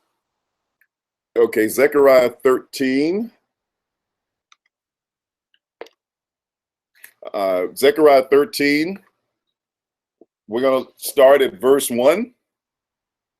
No, let's start at verse 2. Verse 1 does talk about the in that day, which is the eschatological day. So in that day, a fountain shall be opened for the house of David and for the inhabitants of Jerusalem for sin and uncleanness. So pick up in verse 2 and let's just read a little bit. This is Zechariah 13 and 2. Yes. It shall be in that day, says the Lord of hosts, that I will cut off the names of the idols from the land, and they shall no longer remember. I will also cause the prophets and the unclean spirits to depart from the land. It shall come to pass that if anyone still prophesies, then his father and mother who begot him will say to him, you shall not live, because you have spoken lies in the name of the Lord. And his father and mother who begot him shall trust him, shall not, well, and his father and mother who begot him shall thrust him through when he prophesied. And it shall be that every prophet will be ashamed of the vision he prophesied. They will not wear a robe of hair to deceive. And he will say, I am no prophet, I am a farmer. For a man thought he to keep cattle from you. And one will say to him, what are these wounds between your arms? And he will answer, those which I was wounded in the house of my friend. Okay, that's it. All right. Well, ladies and gentlemen, you can see from that text that the Bible clearly tells you that a time would come when the prophets in the land would cease. And that if anybody claimed to be a prophet after that point, it says that he should be thrust through with a sword, that he should be killed, that he should not live because he has spoken lies in the name of the Lord. And his father and mother who begat him shall thrust him through when he prophesies. Now that also tells you that life on earth was going to continue after prophecy ceased, because the man is still on earth with his mother and his father. See, what Reagan and these dispensationalists were looking for was the world ending in a fiery conflagration. Hasn't happened yet, is never going to happen, which means that nobody is living on the earth. And if he believed that that was going to be the case, that the world was going to end in a fiery conflagration, why try to save Israel? Do you think you could save Israel from burning up? That's stupid. That's totally illogical.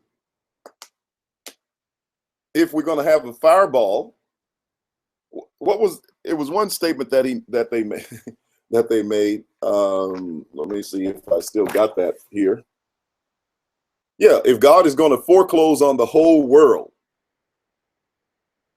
here's this statement: there is no room to get wrought up about the national debt if God is soon going to foreclose on the whole world. So why take out nations on behalf of Israel if the world is going to end? How crazy can that be? How illogical, how ridiculous. I didn't know. Okay, wow, look at the time. It is now within 4 minutes, just under 4 minutes of ending the live broadcast online, which means that if you're listening to the audio broadcast online, you will need to dial 657-383-1045. That's 657-383-1045. If you're in the Google Hangout, just sit still, you're fine. And those of you who are on the line, you're fine as well. We'll just continue right on through. I do want to get to these protocols of the elders of Zion and just talk a little bit about that, so that of all that we've said on dispensationalism and Zionism, when you look at this document, you can see whether you believe it to be a genuine document or not, an authentic document or not. At least you'll be able to look and hear some things that might sound like what has actually taken place or what is taking place. So he says, why be concerned about conservation? Well, why are you conserving Israel if everything is going to burn up? Ladies and gentlemen, do you see how ludicrous it is to be talking about trying to save the little state of Israel when all the rest of the world is going to burn up? When the globe is going to be destroyed, according to these futurist eschatologists. Why waste time and money preserving things? Well, isn't the state of Israel a thing? for future generations. There won't be any. Listen to the statement. Why waste time and money preserving things for future generations when everything is going to come to a fiery end with this one? They believed back in the 80s that was the last generation. So why would you go and spend trillions of dollars to buy nuclear weapons to take out one little enemy when the whole globe was going to be taken out by God?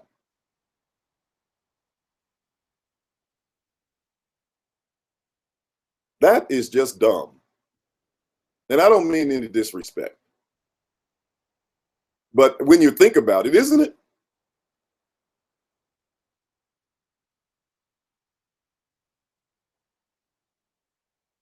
And these guys go to these, that's why we call them theological cemeteries, because a lot of people go there to bury their brain.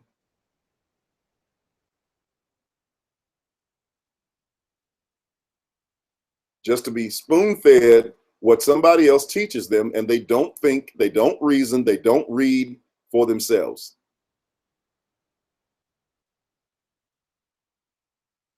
It follows that all domestic programs, especially those that entail capital outlay, can and should be curtailed to free up money to finance the development of nuclear weapons in order to rain fiery destruction upon the evil enemies of God and his people. Don't you think God can take care of his own evil enemies? He doesn't need nuclear weapons to burn up something if he wants to.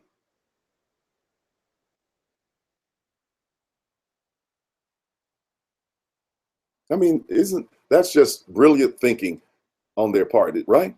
I'm being sarcastic at this point. But see, that's what futuristic prophecy teaching gets you to. You refuse to believe what the Bible says. You refuse to accept it. These are the days of vengeance, that all things which are written may be fulfilled. How much more simple could it get?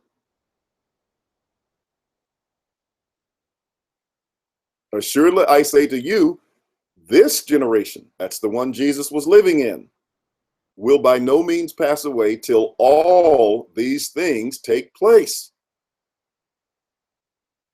Matthew 24:34, Luke 21:32.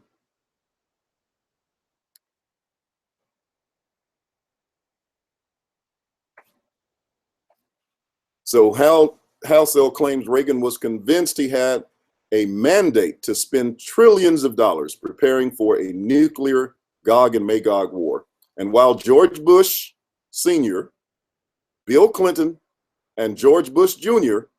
have not appeared to share the same dispensational presuppositions of either Jimmy Carter or Ronald Reagan, they have maintained, however, reluctantly, the strong pro-Zionist position of their predecessors, probably because of lobbyist pressure. Politicians tend to reflect the views of their electorate, or at least of lobby groups. And the Zionist lobby is regarded as one of the most powerful in the United States today. In the last 40 years, 3 Christian leaders, each first given a White House platform by Reagan, have probably done more than any others in ensuring American foreign policy resolutely pro-Zionist. In ensuring American foreign policy remains resolutely pro-Zionist. They are Jerry Falwell, Pat Robertson, and the 700 PTL Club or something, Hal Lindsey, and Hal Lindsey. Each has also made a unique contribution to the development of Christian Zionism. So you know who these people are, you know where it's coming from, and you know that this stuff is just totally dangerous to the well-being of the world. And they told you 200 years from now, they would have all the churches teaching Zionism, and the masses would be teaching it and not even knowing what they're teaching, which means that they're believing it and not even knowing what they're believing.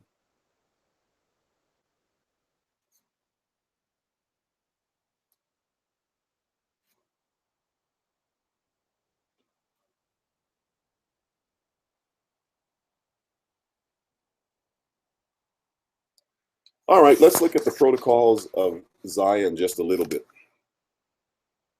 And I mean, this is so much. You have to, you know, I've got 52 pages here. Okay, but no, I'm not going to read 52 pages. But let's just look at some of the things. Now, they call everybody who is non-Zionist Goyim, or the Goy. That's the word for Gentile in the scriptures.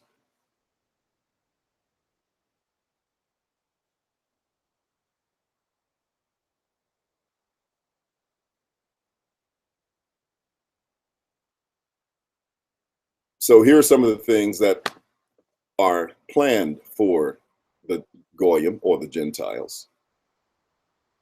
This is under protocol number 1, I believe. Yes, protocol number 1. It's paragraph number 23, or 22. It says, "Behold, the alcoholic animals bemused with drink, the right to an immoderate use of which comes along with freedom. It is not for us and ours to walk that road. The people of the Goyim are bemused with alcoholic liquors. Their youth has grown stupid on classicism and from early immorality, into which it has been inducted by our special agents, by tutors, lackeys, governesses in the houses of the wealthy, by clerks and others, by our women in the places of dissipation frequented by the Goyim. In the number of these last, I count also the so-called society ladies, voluntary followers of the others in corruption and luxury." Now, what that paragraph is telling you, I guess you followed it, but they are orchestrating this destruction of morality and decency among the Goyim, the Gentiles. Our countersign, this is paragraph 23, is force and make believe. Only force conquers in political affairs, especially if it be concealed in the talents essential to statesmen. Violence must be the principle, and cunning and make-believe the rule for governments which do not want to lay down their crowns at the feet of agents of some new power.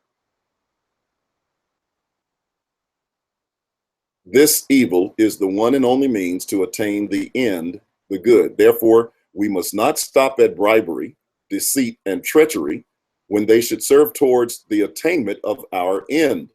In politics, one must know how to seize the property of others without hesitation, if by it we secure submission and sovereignty.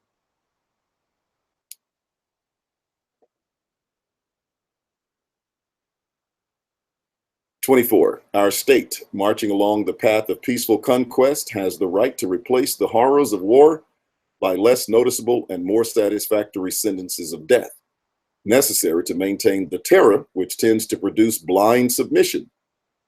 Just but merciless severity is the greatest factor of strength in the state, not only for the sake of gain, but also in the name of duty. For the sake of victory, we must keep to the program of violence and make-believe. The doctrine of squaring accounts is precisely as strong as the means of which it makes use. Therefore, it is not so much by its means themselves as by the doctrine of severity that we shall triumph and bring all governments into subjection to our super government. It is enough for them to know that we are too merciless for all disobedience to cease." All right, I'm gonna just give you some titles. Like I said, I don't want to read all of this. You should go download a copy and read it. Now my phone is falling over, trying to get this. Okay. We shall end liberty is one of the titles of the paragraph.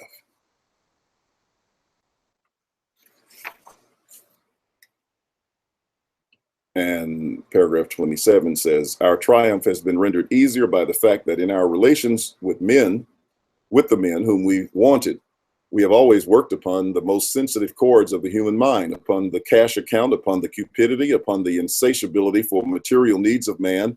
And each one of these human weaknesses taken alone is sufficient to paralyze initiative, for it hands over the will of men to the disposition of him who has bought their activities. So in other words, they're going to buy you out. And when you look at most of what's happening or happened, that's kind of what you see. Now, I'm not saying this is a genuine document. They say it's not. I'm not saying it's authentic. So it's just an exercise in reading. But, you know, it's something for you to think about. Some people say it is. All right, under protocol number 2, paragraph 1, it is indispensable for our purpose that wars, so far as possible, should not result in territorial gains.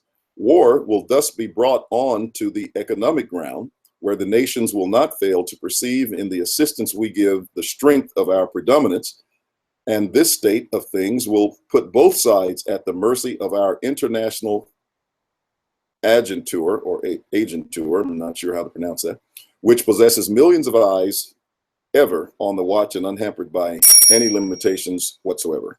Our international rights will then wipe out national rights in the proper sense of right, and will rule the nations precisely as the civil law of states rule the relations of their subjects among themselves.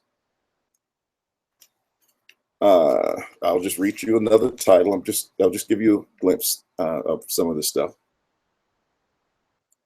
Well, here's one, paragraph 2. The administrators whom we shall choose from among the public with strict regard to their capacities for servile obedience will not be persons trained in the arts of government, and will therefore easily become pawns in our game in the hands of men of learning and genius who will be their advisors, specialists bred and reared from early childhood to rule the affairs of the whole world. So it's like the rulers who will be ruling will be basically teleprompter rulers. Destructive education. Do not suppose for a moment that these statements are empty words. Think carefully of the successors we arranged for Darwinism. Now, you know, I had been looking for a connection that literally stated that Darwinism, because I knew that the people who were involved in Darwinism had Zionist influence behind them. But this document tells you specifically, it says, do not suppose for a moment that these statements are empty words. Think carefully of the successes we arranged for Darwinism, Marxism, Nietzscheism. I guess that's right. To us Jews, at any rate, it should be plain to see what a disintegrating importance these directives have had upon the minds of the Goyim. And what happened? And I have to tell you, ladies and gentlemen, at one point when I was in the 7th grade, I believed in evolution because that's what I was taught. I was a young, impressionable mind. And I had a teacher who was, he happened to be European. I didn't know whether he was Jewish. His name was Thibodeau. At any rate, he taught it, was very, very forceful and articulate in his presentation of it. I had nothing to counter it. I didn't know what it was and didn't know how to counter it. You know, didn't even think about it. Other than, you know, here's somebody telling me this is what it is. And so I believed it for a time until I started studying the Bible and, you know, dismissed it very quickly. But yeah, I believed it. But here's the point. So many of our so-called learned people and scholars believe it. You know, educated, supposedly educated people believe it. And there's no way it can be true. And yet people believe it. All right. Now they talk about the press in paragraph 5. In the hands of the states of today, there is a great force that creates the movement of thought in the people, and that is the press. Well, you ask yourself, who owns all the major networks? The part played by the press is to keep pointing our requirements supposed to be indispensable, to give voice to the complaints of the people, to express and to create discontent. It is in the press that the triumph of freedom of speech finds its incarnation.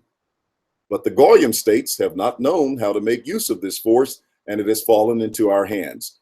Through the press, we have gained the power to influence while remaining ourselves in the shade. Thanks to the press, we have got the gold in our hands, notwithstanding that we have had to gather it out of the oceans of blood and tears. But it has paid us, though we have sacrificed many of our people. Each victim on our side is worth, in the sight of God, 1,000 Goyim. All right, are you beginning to see the picture? I'm just going to read some titles. I'm tempted to read, more of this, but for the sake of time, I'm just not. Poverty, our weapon. All people are chained down to heavy toil by poverty more firmly than ever. They were chained by slavery and serfdom. From these, one way and another, they might free themselves. They could be settled with, but from want, they will never get away. Anyway, that's all I'm going to read on that. Here's one. We support communism. Did you just not hear Sharp Spear talk about that? And some of the information that I covered earlier, it says we support communism. And this is the middle of paragraph 7. The aristocracy, which enjoyed by law the labor of the workers, was interested in seeing that the workers were well fed, healthy, and strong. We are interested in just the opposite, in the diminution. I hope I pronounced that right. The killing out of the Goyim. Our power is in the chronic shortness of food and physical weakness of the worker, because by all that this implies he is made the slave of our will, and he will not find in his own authorities either strength or energy to set against our will. Hunger creates the right of capital to rule the worker more surely than it was given to the aristocracy by the legal authority of kings. All righty, here's number 10. The Goyim have lost the habit of thinking unless prompted by the suggestions of our specialists. Therefore, they do not see the urgent necessity of what we, when our kingdom comes, shall adopt at once, namely this, that it is essential to teach in national schools one simple, true piece of knowledge, the basis of all knowledge, the knowledge of the structure of human life, of social existence, which requires division of labor and consequently the division of men into classes and conditions. It is essential for all to know that owing to differences in the objects of the human activity, there cannot be any equality, that he who by any act of his compromises the whole class cannot be equally responsible before the law with him who affects no one but his own labor. All right, well, I'm going to sum up there, and I'm just into probably 10 pages of this thing, and there are 52 pages, I think, that I printed off. I'll read you some titles now. Jews will be safe. Let's see. We shall destroy God.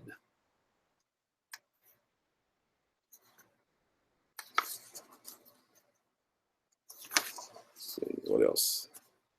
Masses led by lies. Monopoly capital.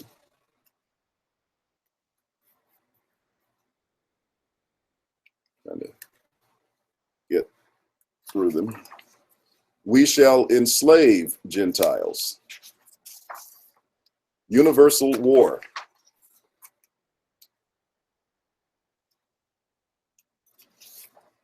Jewish superstate. Christian youth destroyed. Now, let me read a little bit on this one. We have fooled, bemused, and corrupted the youth of the Goyim by rearing them in principles and theories which are known to us to be false, although it is that they have been inculcated.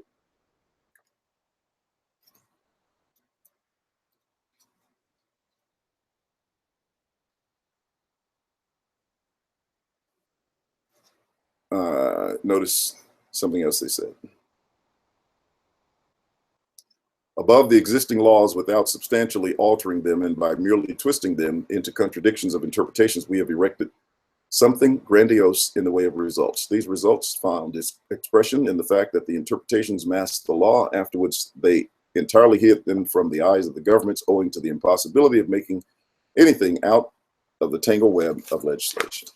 Our goal, world power. I'm just reading your titles because we're wrapping up here.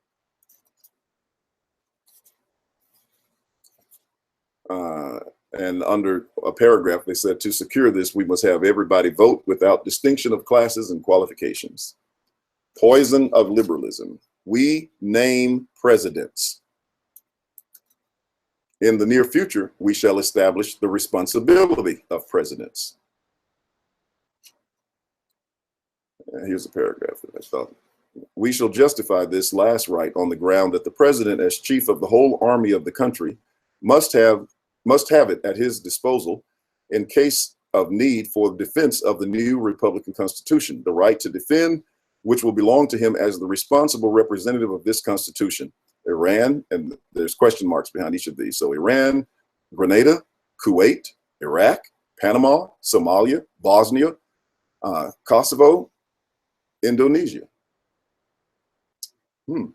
Interesting places that I've heard a lot about in the news. We shall destroy. Let's see, what are they going to destroy here? I'll just pass on by that one. We are wolves.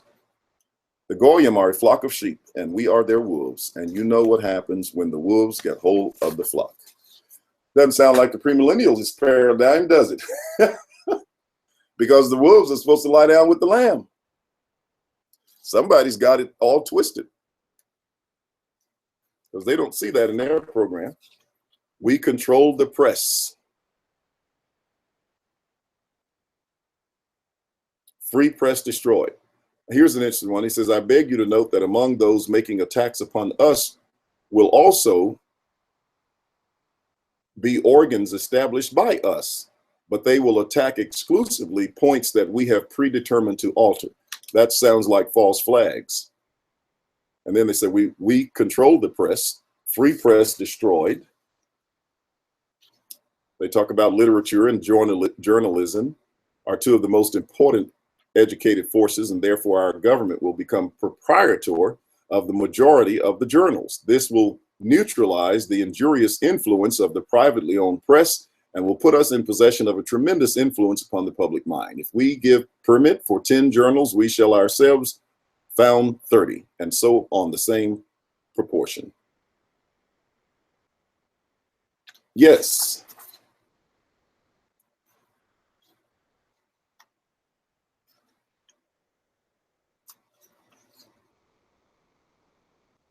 Yes. Yeah.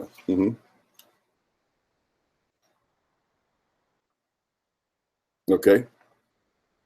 All right. They said only lies printed. I won't read it. We deceive workers.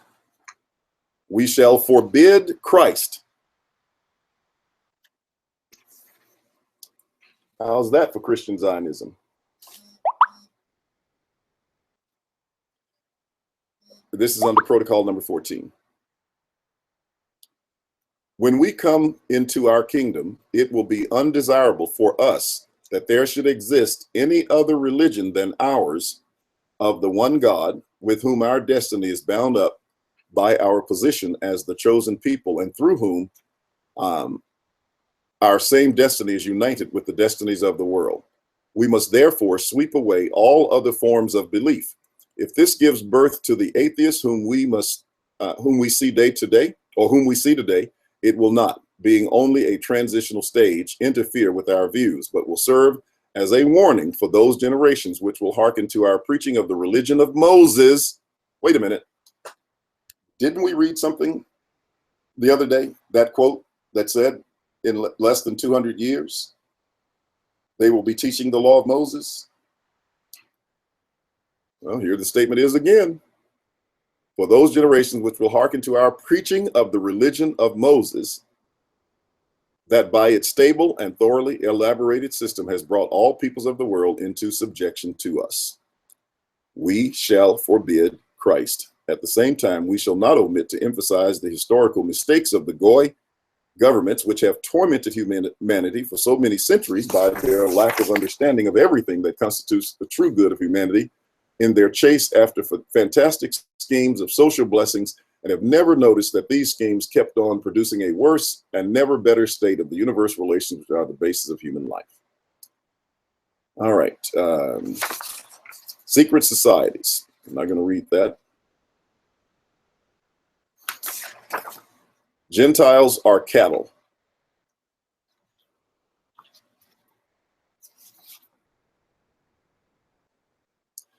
And under that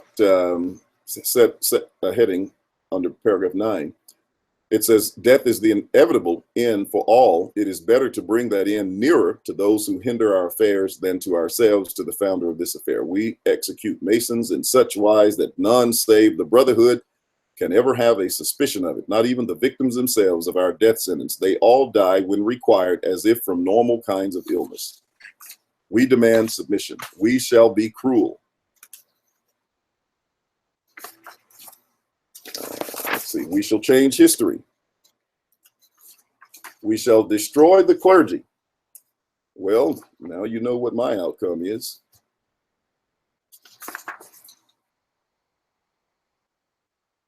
The king of the Jews will be the real pope of the universe, the patriarch of the international church.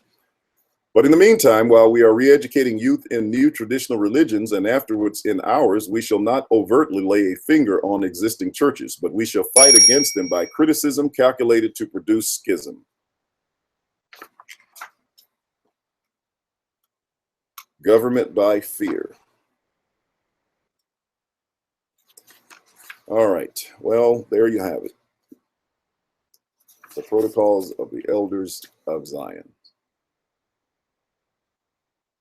And that's pretty much it. I'm just kind of looking through, see if there's anything. We shall destroy capital. We cause depressions. You could get depressed just reading this thing, and I'm just scanning it. Gentile states bankrupt. Tyranny of usury.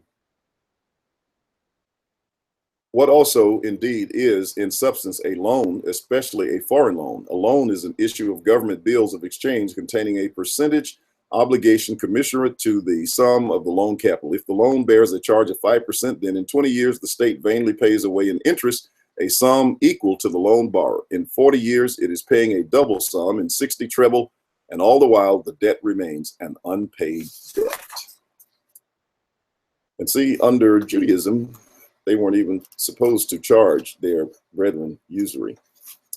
But this is toward the Goy, right? The Gentiles. So totally justified from that perspective.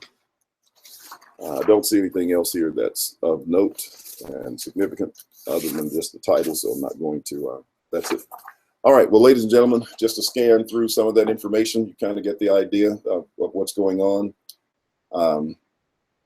I know that it probably wasn't pleasant to, sit through and hear that, but, people who want to be informed, and those who don't want to be informed don't. So that's just the way it is.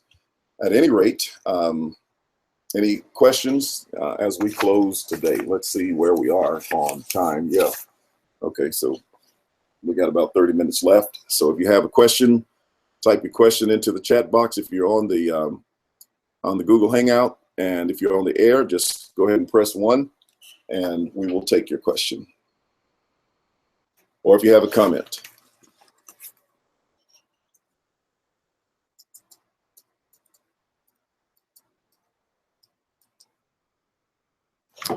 Okay, well, like I said, some people say that's not a valid document. If it's not a valid document, man, they sure went through a lot of detail to make it, what it is. And it is a little bit interesting that if you are at least halfway awake, that it sounds like a lot of stuff that you see around you. And, whether they want to take credit for it or not, You know, I can't comment on that, but I can only say, you know, here's what reality appears to be.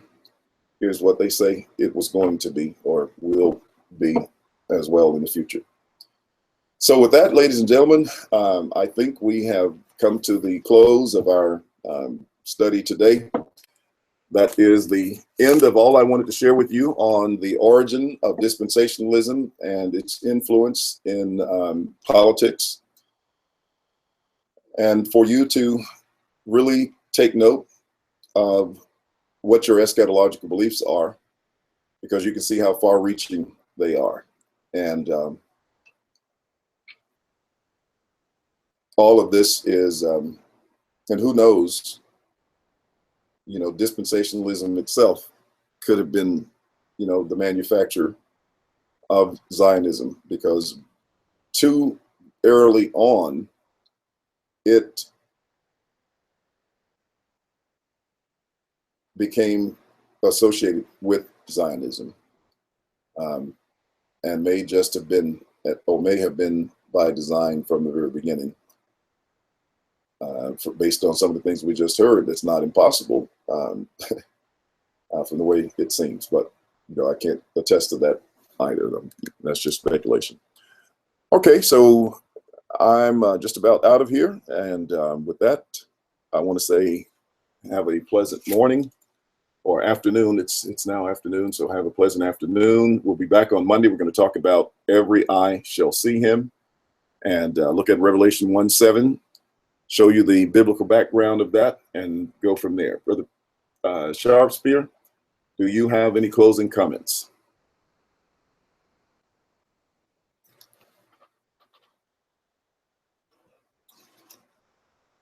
All right. Well, thanks a lot, and good afternoon, everybody. We'll talk to you on Monday.